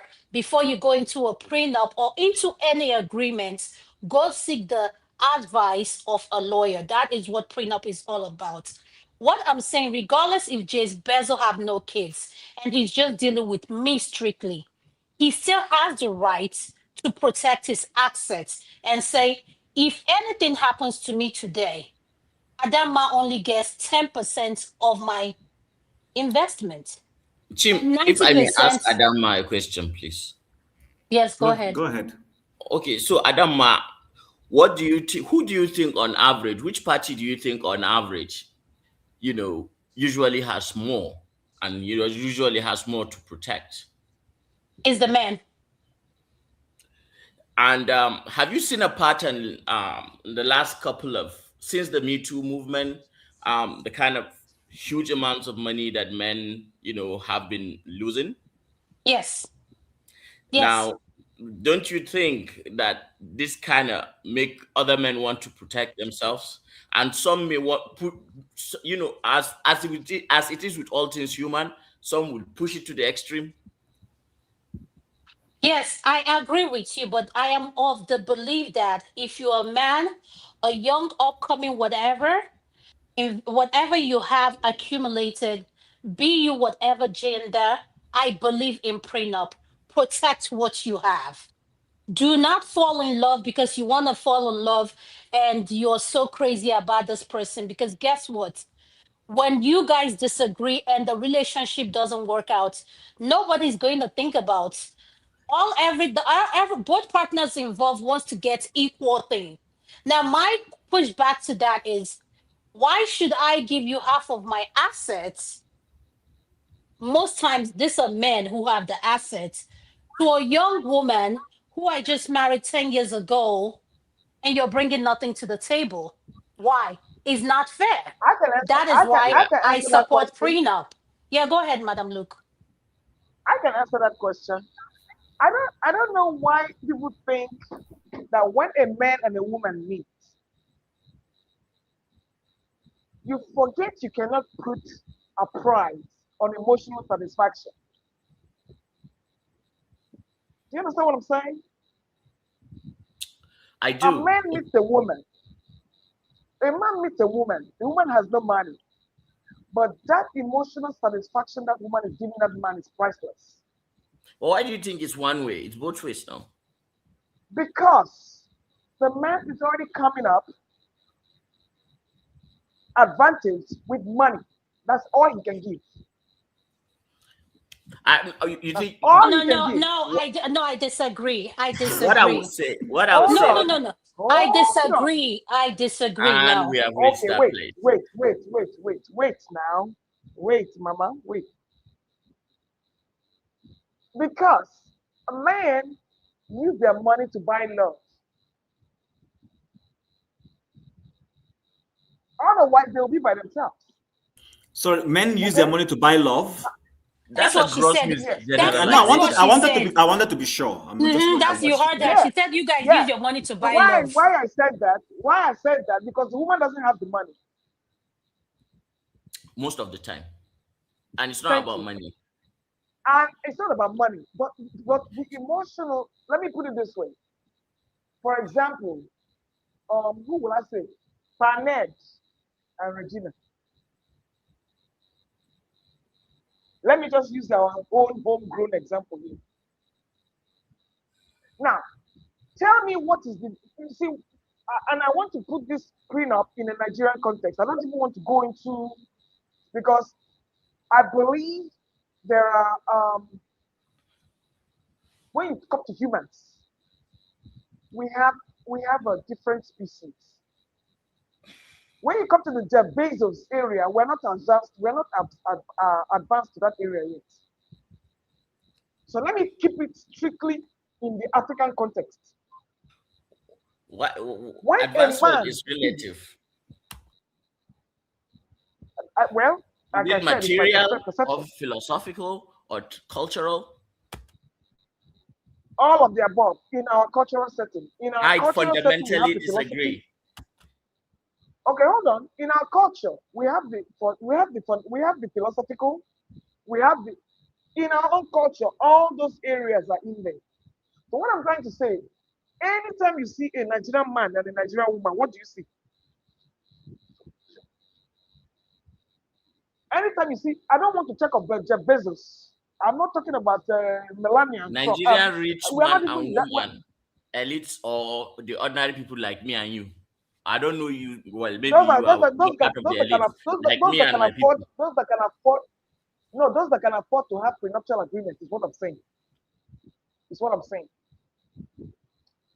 Anytime you see, because we're and they are like this, they are the minority in society. Who is the minority? The elites. Well, How who many else can tell Iranians the do you doctor? think we have in Nigeria? Who else? Who else has Okay, the so power to do a Hassan, prenup? let's allow her to land where she is. Her network is not. Let her finish, Exactly. then you can push back. My question is, if you look at the African setting, it's usually a wealthy man and a less and not so wealthy woman. Now, if I were to flip the other side to that Jeff Bezos, most of those women, they are accomplished. Before they met those rich men, they were already flying in private jets. They had their own things going. It's just that it's a different level of rich. But that same place Jeff Bezos' wife was entering, he was entering, they were entering the same aircraft. Nigeria's own is not that way. The man will fly his aircraft to your village and you will do your dogu from that village.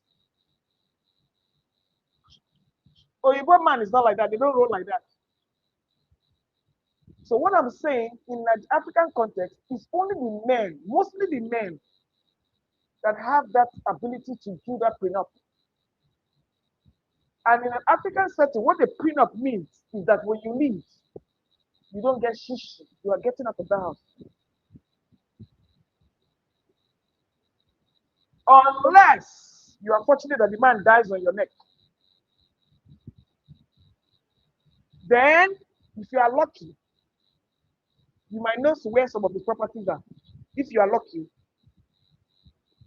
So when we are talking about prenup, we need to do this in a we need to do it in our African setting. Let's not be comparing ourselves to the white men. We have a paternalistic society. I'm not saying women don't have money that marry down. No. There are many that do that. And of course, women are more likely to will their stuff to the men than the women willing their stuff to Madam, the men. that's not true. We haven't seen that. Okay, hold on. That hasn't happened yet. Okay, so Chim, hold on, can but I hold do on, this? hold on. Hold on, Chim. No, hold. I want you going to to ask speak. her. No, I want you to speak. I'll take the moderator position, so you be one of the panelists, because I know you have a lot to say in this. No, Go ahead. I don't have a lot to say. I was going to ask her a question, and then I was going to correct something she said.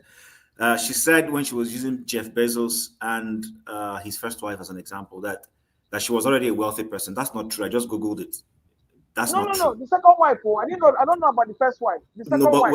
But she's talking about the second wife. The second wife lived an influential life. She was married to a billionaire before. Okay, even that second one. And the first wife, Jeff Bezos didn't have nothing when he married her. Yes, both of them were nothing. So what are you talking about? How was she able to get half of his assets? I want us to have a conversation, not a distance. So, okay, go ahead. You can speak. So the first one, maybe that was the second one you were talking about. That's fine. I will also do my research on that. Yes. But the point I'm trying to make is, remember, we're talking about prenup, and I have my views about stuff like that. You go in, and that's for me, just like Hassan said, it looks too transactional. Because I know what love is supposed to mean. It doesn't mean people don't abuse love. That's a different subject for a totally different day altogether. And what's wrong with that? Wrong with the abusing? What's wrong? Wrong with the abusing? She's saying what's wrong with it looking transactional? Oh, it's up to everybody's perception of what they want. That's the point I'm making. I don't want to go into any transactional kind of situation. That's the point. But go ahead, I hear you. But are you okay? Can we have Mr. James speak, because he has not said anything? Sir, what is your opinion on what we're discussing, Mr. James, on prenup? And what advice do you have to give to us, we young ones that are discussing this prenup of a thing, sir? And the Iwayan video we played, what is your opinion on that? On what Iwayan wrote in his will? Yeah, you see, I'm not good at giving advice. I only state my opinion. It is up to people to do what they want to do. I don't advise people. It's not my nature. Anyway, I think there are certain things we are mixing here. Sociologically, we are neither Africans nor Europeans. We are mixing two things, together. Now, what kind of marriage are we talking about? Are we referring to African traditional marriage or Western marriage? We are talking of Western marriage, there are rules and regulations governing it. And African traditional marriage has its rules and regulations.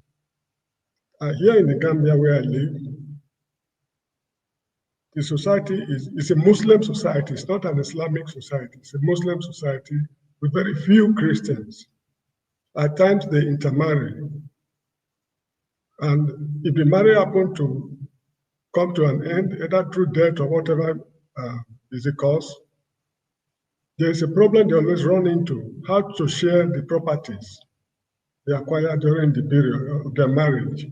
There is a Mohammedan court, the Gambia, that takes care of Muslim-related issues in marriages, family affairs, and things like that. But when a Christian is involved, because there are a lot of families here that are both, they are mixed up in the country. So when this kind of things happen, it's always a very difficult task that the government has not been able to solve. They're trying to, I think there's a council for legal reforms or so. They're trying to work out the modalities of addressing this kind of problems. The root cause is because the two main religions in Africa today, Christianity and Islam, they are imported religions. And these imported religions met the African traditional religion. So there are three legal systems fighting each other as far as acquisition of properties is concerned. And another thing again is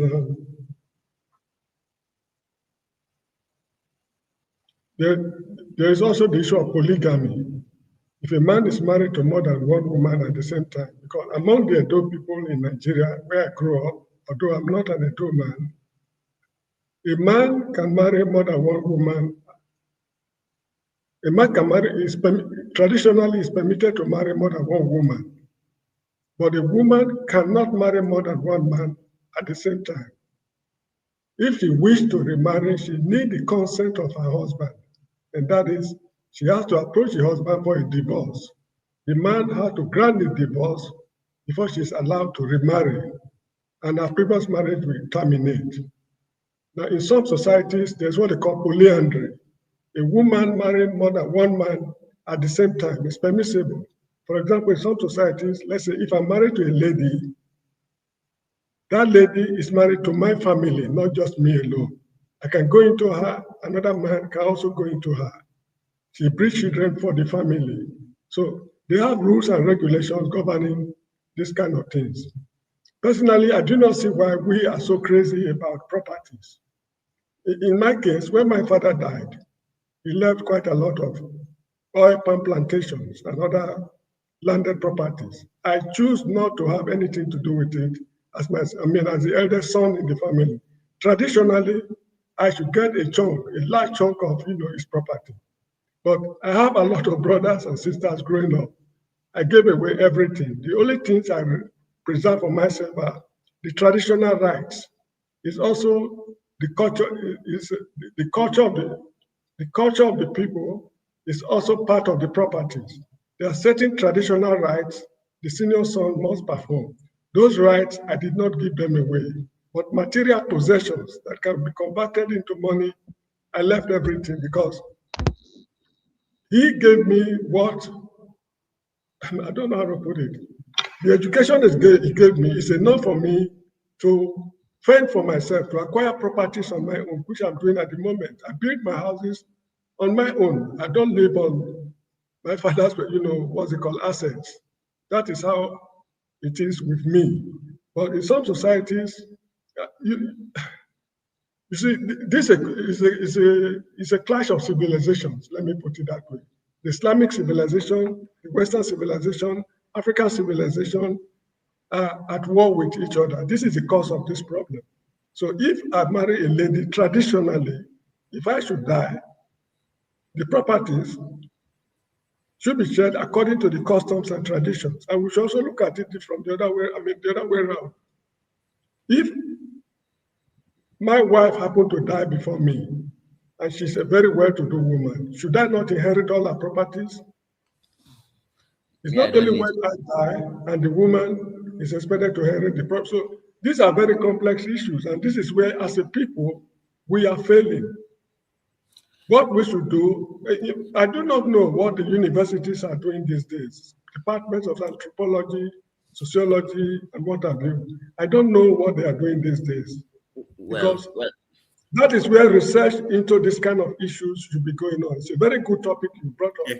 Which should be research materials for the universities. Who they fund them?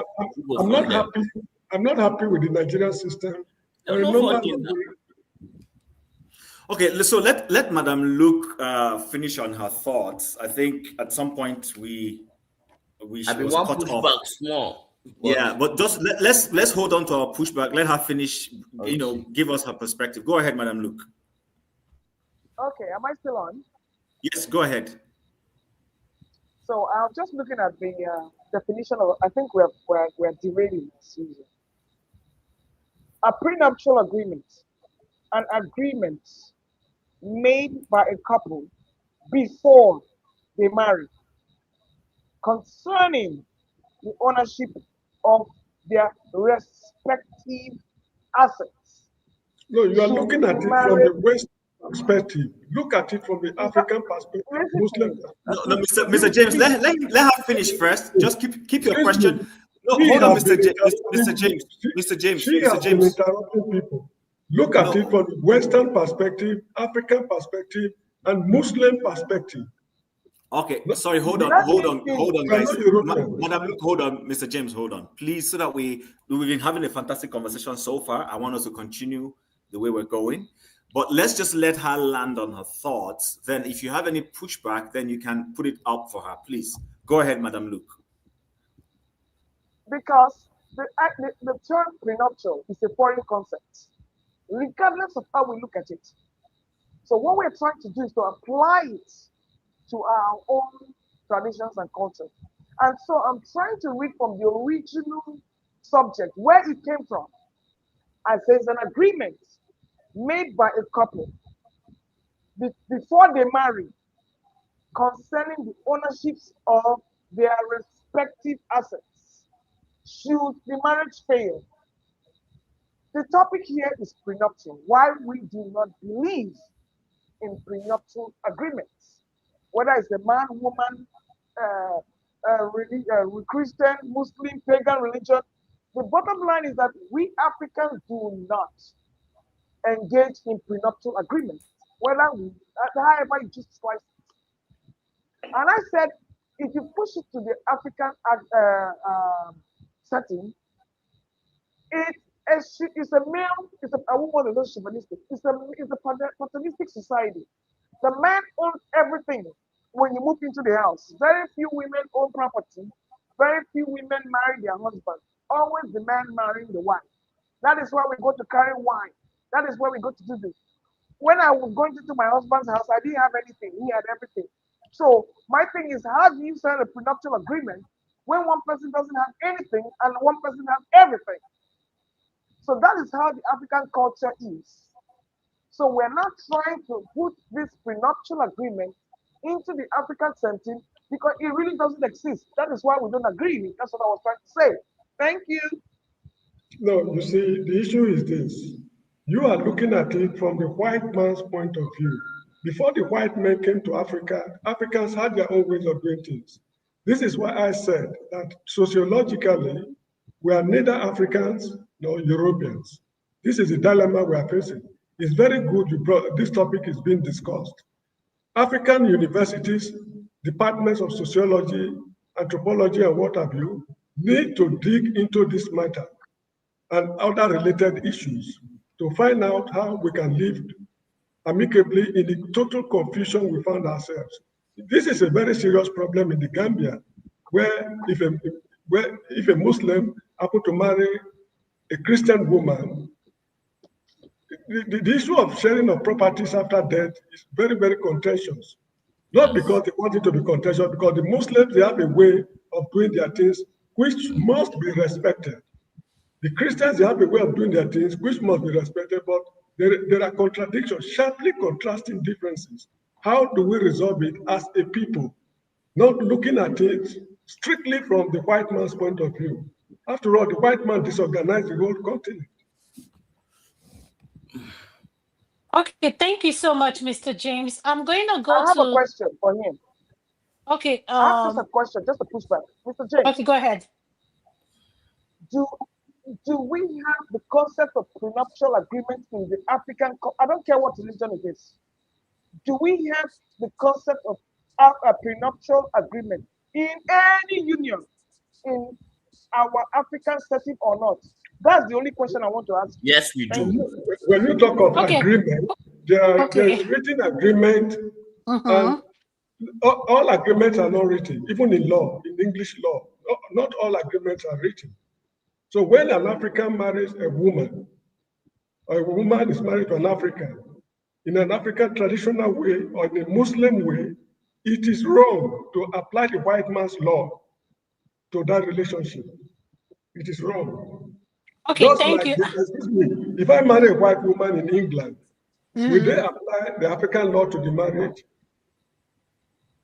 They will surely apply English law. So when we are in Africa, we do things as Africans. This matter should be looked into, and I really want to thank you for bringing up this topic. Thank you so much, sir. I'm honored. Hassan, can you answer a pushback question? Then, righteous man, I'll come to you, sir. Yes. Okay. Let's look at it the way it is, and let's try and look at how fundamentally our biologies, complement each other. Urbanization and industrialization is a relatively new thing, and even as it is, in societies where they want a smoother and a more more natural order, they would naturally want women to take a more reserved role rather than be hustling with men out there trying to get money. That's not for the woman to do. If she wants to, yeah, she can. And like, if a woman has there are exceptional women who come in one amongst thousands. The ratio is so that compete with men, but naturally they don't. So trying to put these things like this is the way it should be. It's not. And fundamentally, what we fail to understand is that, why do you need a prenuptial if after I marry you, I take care of you, your father, your family, your extended family, and I do that for the rest of my own family becomes like part of your family, and if I die, you inherit from me. There's a formula already. So why all that? And there is something also that kills the human and that is why I think when Africans who have stayed too much in the West, or who even are here and have taken too much these ideas of the West, yes, is that there is an anathema of fundamentally misunderstanding the way nature works. And the problem is that it creates a pitfall. It reduces your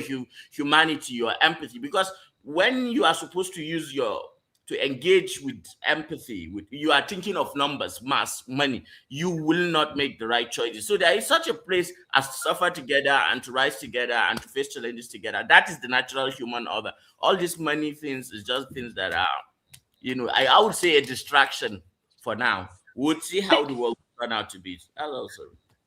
Thank you so much, Hassan. Righteous man, welcome to the show, sir. Sir, do you know what we are discussing, and what is your opinion on the topic? Righteous man, you're muted, sir. Can you hear me?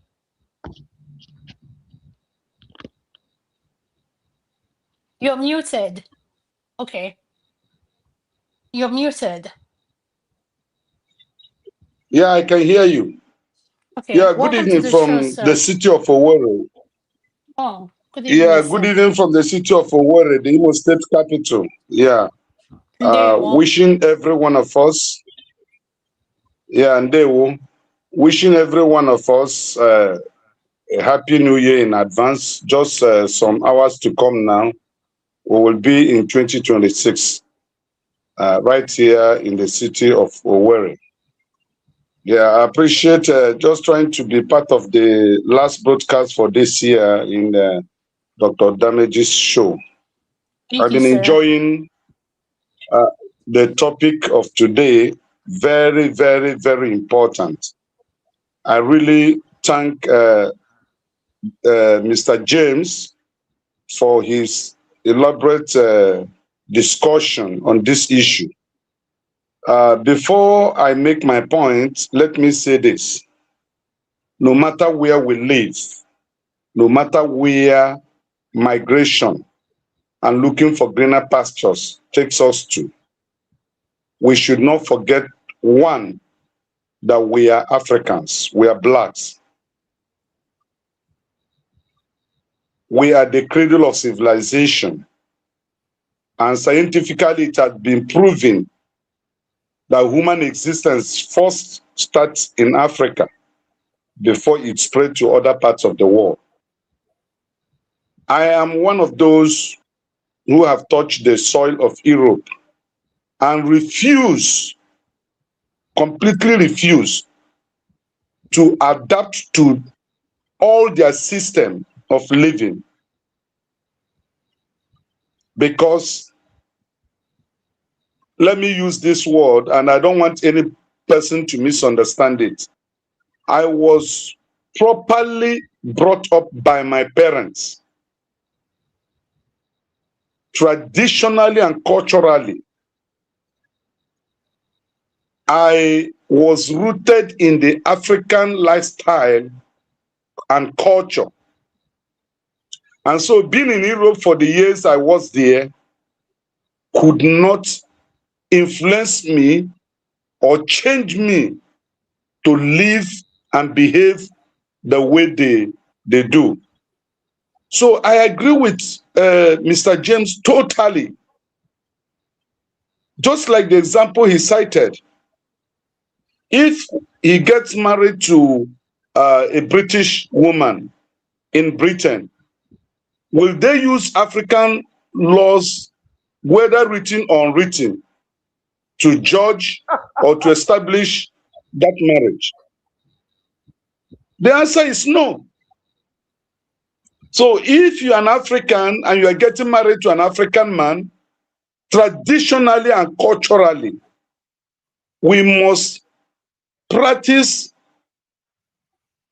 the rules of our marriages according to the tradition of that particular people you got married to. Just like in my place, any married woman is called by other men Munyai. That does not mean that they have carnal knowledge of the woman. Okay? That is Africa. That is Igbo land. That is Nkwere. So it may not be acceptable to somebody else in Tanzania or Kenya. So you can't tell me because I live in Europe or America, then automatically, because it is not the way of marriage of the white man or white man, then I should change and adapt to their own system. It doesn't work like that. What Iwanyanwu did was absolutely correct. He labored and suffered, and under African, he didn't say the woman should not get remarried. He said, if you, it's a precondition, if you want to remarry after he must have passed on, then you loses the things I have given to you. So the man never prevented her. So it is a choice she needs to make. So I just want to say, we must respect African culture and tradition. If we continue dwelling in the shadow of white man's way of life, in the next 100 to 150 years to come, the culture and tradition of Africa will be a thing of the past. I am telling you, it is eating up. The African culture is dying because of the westernization. When our people travel to Europe or America, they forgot where they are coming from. They forgot, like Iriji in my place is more respected than Christmas. In my place, Iriji. Iriji festival.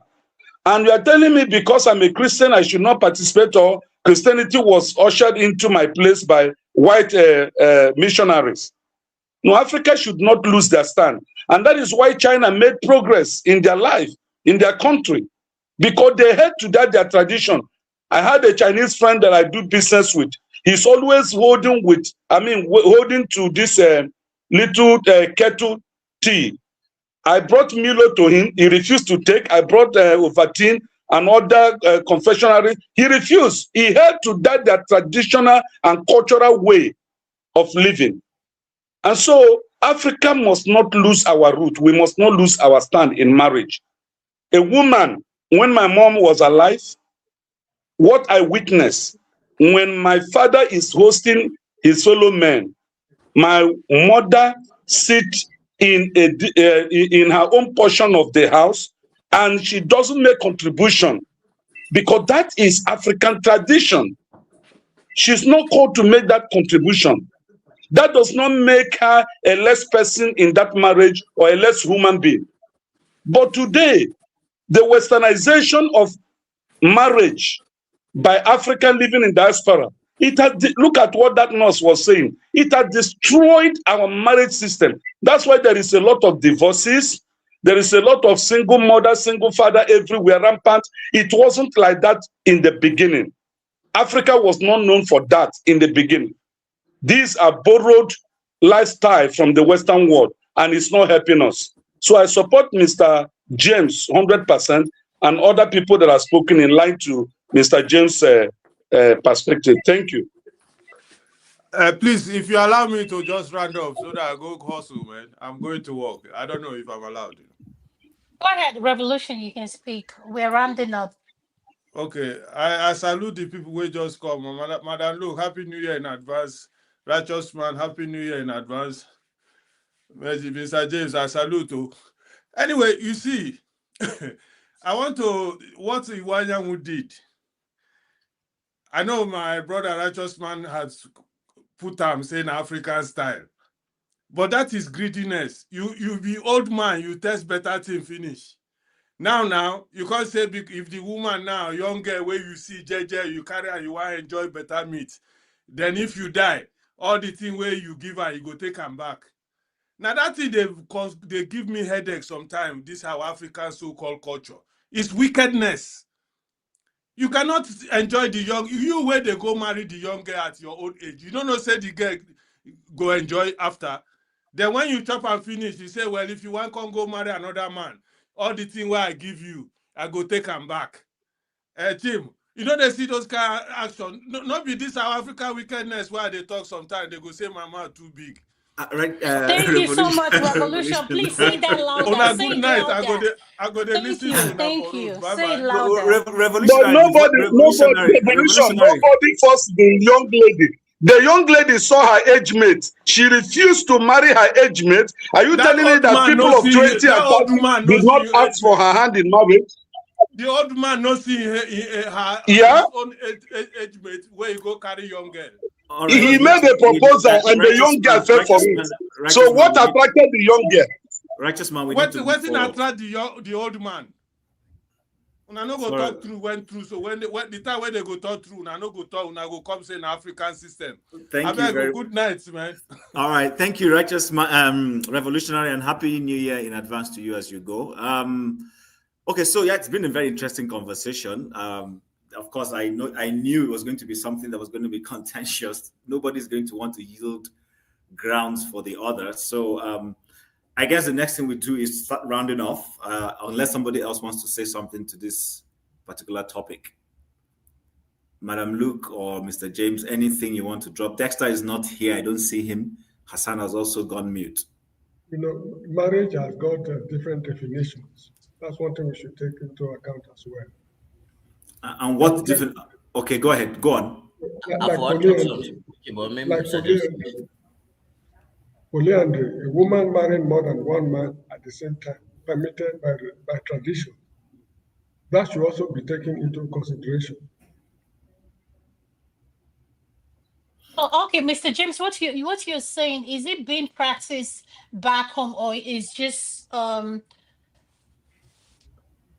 Will you say what you just said now about polyandry is being practiced back home, sir? Polyandry is a woman who is married to more than one More man. than one man, yes. Is it being practiced back home? Yes, That's this my is how to question do to it. you. Let me cite an example. When I was at India. university, during my university days, we had some boys from East Africa, Kenya in particular. They said in Uganda, when the AIDS epidemic broke out, it nearly wiped a certain ethnic group on the shores of Lake Victoria out of existence. The government of Uganda, that's Museveni now, went into action to find out what was happening to members of that ethnic group.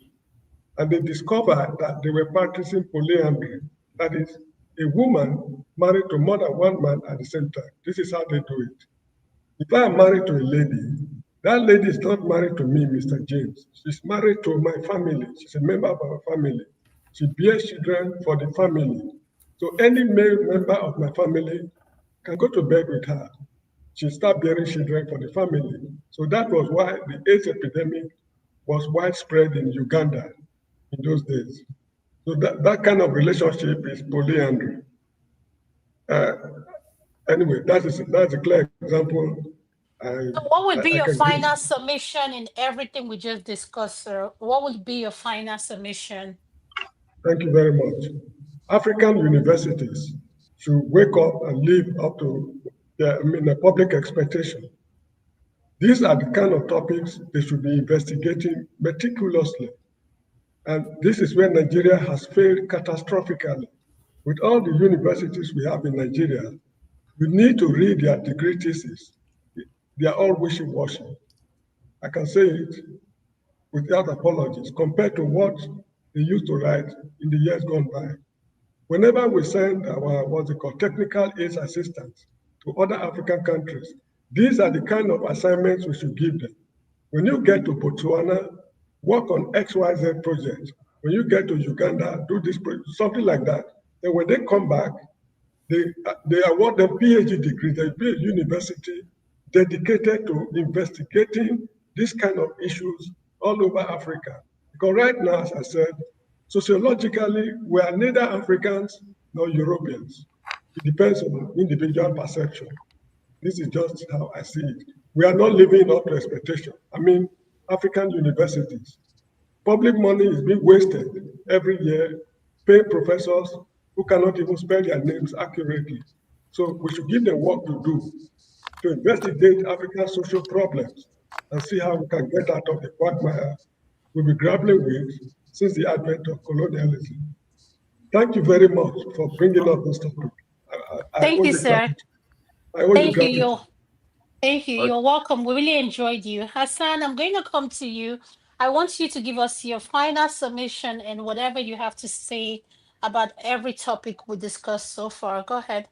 Yes, okay. So I want to agree with the elder Mr. James to some extent though, because I believe fundamentally that there is such a thing as, you know, progress, and even in philosophy, in understanding whatever it is, you know, that pushes society forward, but it has to be practical and it has to yield benefits. If whatever it is that you practice ends up to become some kind of abuse or something like that, then obviously it's not good. But what we have, for example, now all of us are dressed in, you know, look at what we're dressing and what kind of language are we speaking, you know? Yeah, so things, all cultures, all languages, they borrow from each other as they mix, and depending on this superiority sometimes, and then who defeats who in battle, you know, and who writes the laws and histories, these accidents of history happen. So what I am saying here is that let's not completely do away with how, because it's not like, it's not everything that the white man came with that is wrong, and it's not everything that we also believe, if we're telling ourselves the truth, it's not everything that we also believe in that is right. Okay, because we know, for example, I'm a twin.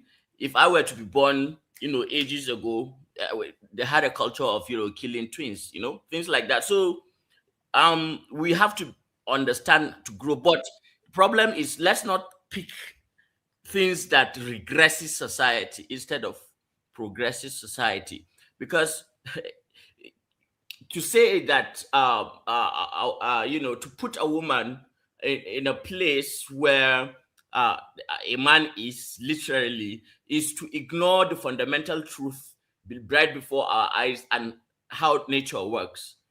And that is a problem. She has her strength, she has her place, and the man has his strength, but he has his place too.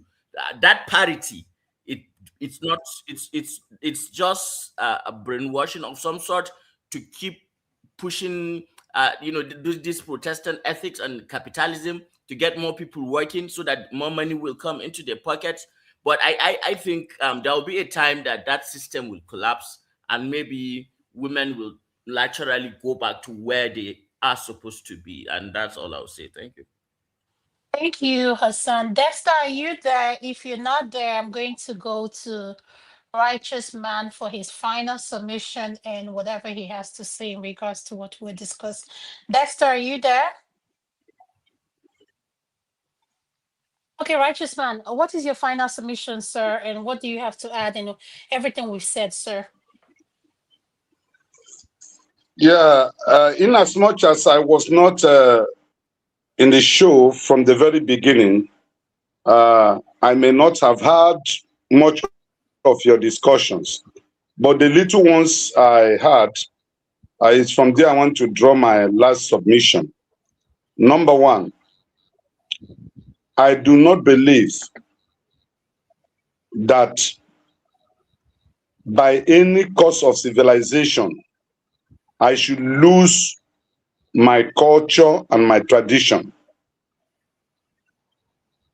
Number two, I do not also agree that religion should be used as a substitute to my culture and tradition.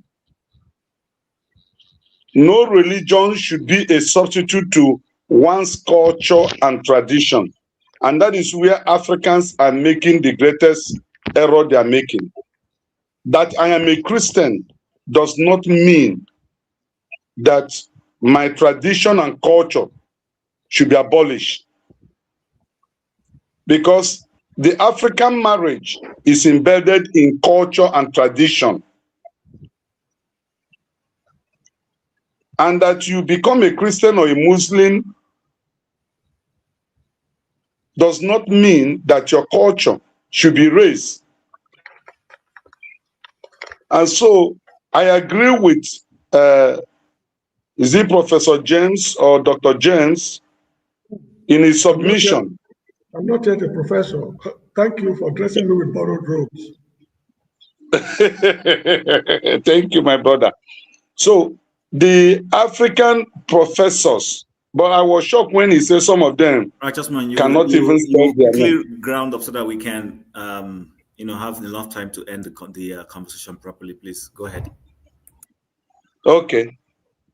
So just my submission is that what Mr. James recommended for African universities to do, I second to it, is absolutely right. Because if it is not done, if we don't have a means of teaching the coming generation of whom we are, then everything about Africa will be raised. And I want to say it categorically without missing a word. What Iwanyanwu did was not foolishness. He extended hand of proposal, hand of marriage, and the very young lady accepted it, knowing that he was old man at 70-something. So whatever that attracted her into that marriage, at the end of the day, what comes out of that marriage, she should be able to bear the consequences. Because that event, I believe, would have taught younger ladies or young ladies a lesson that you don't go into marriage because of money. The man have made it already. Let you go and enjoy. That, for me, I think that was why the 24-year-old girl allegedly would have gone into that marriage. And the consequences is that the man said, okay, I labored without you to make this money. Now that I am gone, if you have to remarry, then you will lose the rights I have given to you. I don't think it was selfish. It was just self-preservation, you know, and that was how he wanted to have it. So I think it's in order. Thank you very much. It's been a nice evening here, cool and sound in Owerri. There is no insecurity in Owerri. I've been here now for almost getting to a month. All those propaganda being channeled in the media space, they 95% lies. No killing is going on.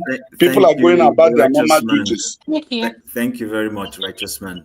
I think it's been a wonderful show.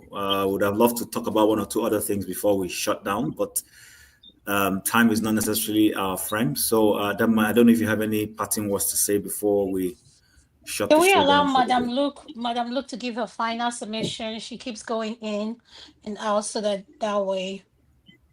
Okay, so she's not here now. What do we do? Okay, so this is what I have to say. I just want to say, everyone, have a good, happy New Year. Hopefully,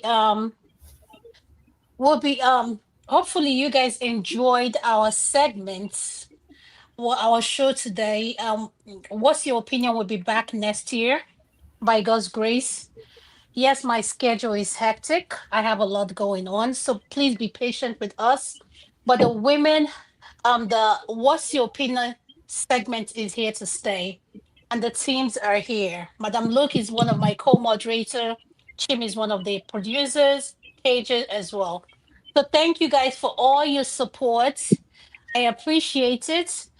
I like us talking about things that affect us on a personal level other than politics, because we have our personal life going on. So it's been a joy to see this segment, the conversation we've had, everything about What's Your Opinion segment has excited me. And I always tell people, when you come and join this panel, keep an open mind. Be ready to learn and unlearn a lot of things. So with that being said, I just want to say thank you to everyone, and the people in the comment section. Shout out to Bohemian Malam, AB, you all know my favorites.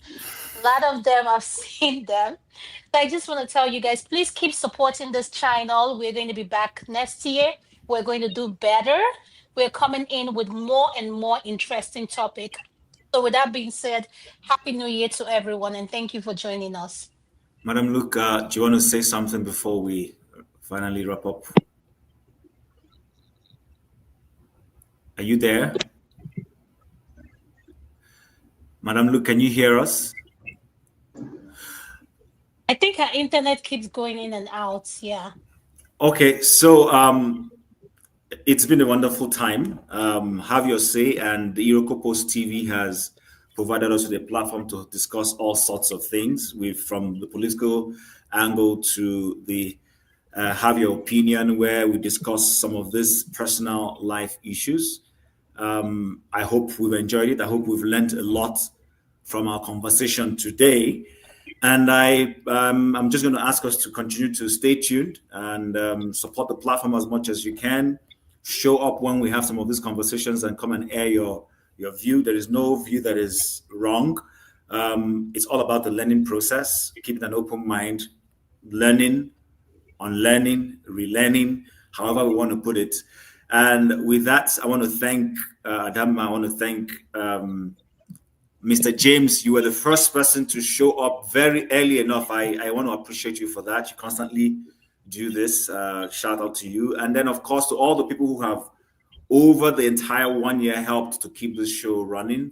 Ngozika, and all the other people, Ola, who help us with the show. And of course, the man himself, Mr. Rudolph Okonkwo, aka Dr. Damages, who provides us this platform to be able to have some of these conversations. From me, it's a wonderful 2026 to all of us. I pray God provides us all the enablement to be able to fulfill all our dreams and our aspirations. All the best. See you guys. Thank you, Dexter. Hold on. Can we hear Dexter before you end? Dexter, do you have anything to say, or you're good? No, I'm fine. Everybody has said everything, so I don't want to add. I think it's cherries on the cake. Yeah. Are you sure? Go ahead. You can say something if you want to. No. I think every opinion is, like Chim has rounded it up. Like everybody's opinion, everybody has the right to have their opinions about it. So, yeah, I don't want to try any spanner in the works now. So, thank you, Chim. Thank you, Adama. Thank you, everybody. Yeah. Thank you so much. I appreciate you guys. Please support us next year at the What's Your Opinion segment. I'll be back. I'm just taking a break. My schedule is hectic, like I said. But one thing I want to say is to the owner of this platform, Dr. Damages, thank you for giving me a space where my voice can be heard. This platform. We appreciate those that supported us throughout the year. We just want to tell you guys, we love you guys. SOS. Have a good one. Thank you so much for watching. Thank you. Have you subscribed? Yes, you. Have you subscribed? You. Yeah, before you go, click. It's free. Click. Just that's it. Have you subscribed? You are laughing. Have you subscribed? Have you subscribed? Thank you. Hey, madam, thank you so much. I can see you. We have to get to 100,000 subscribers. By the end of the year, how are we going to do that if you don't subscribe? Yes, you. Yes, you're about to click off. Why? Have you subscribed? It's free. If you don't, ask your son, ask your daughter how to. Just one click. Thank you. I see you. Aha. Thank you very much.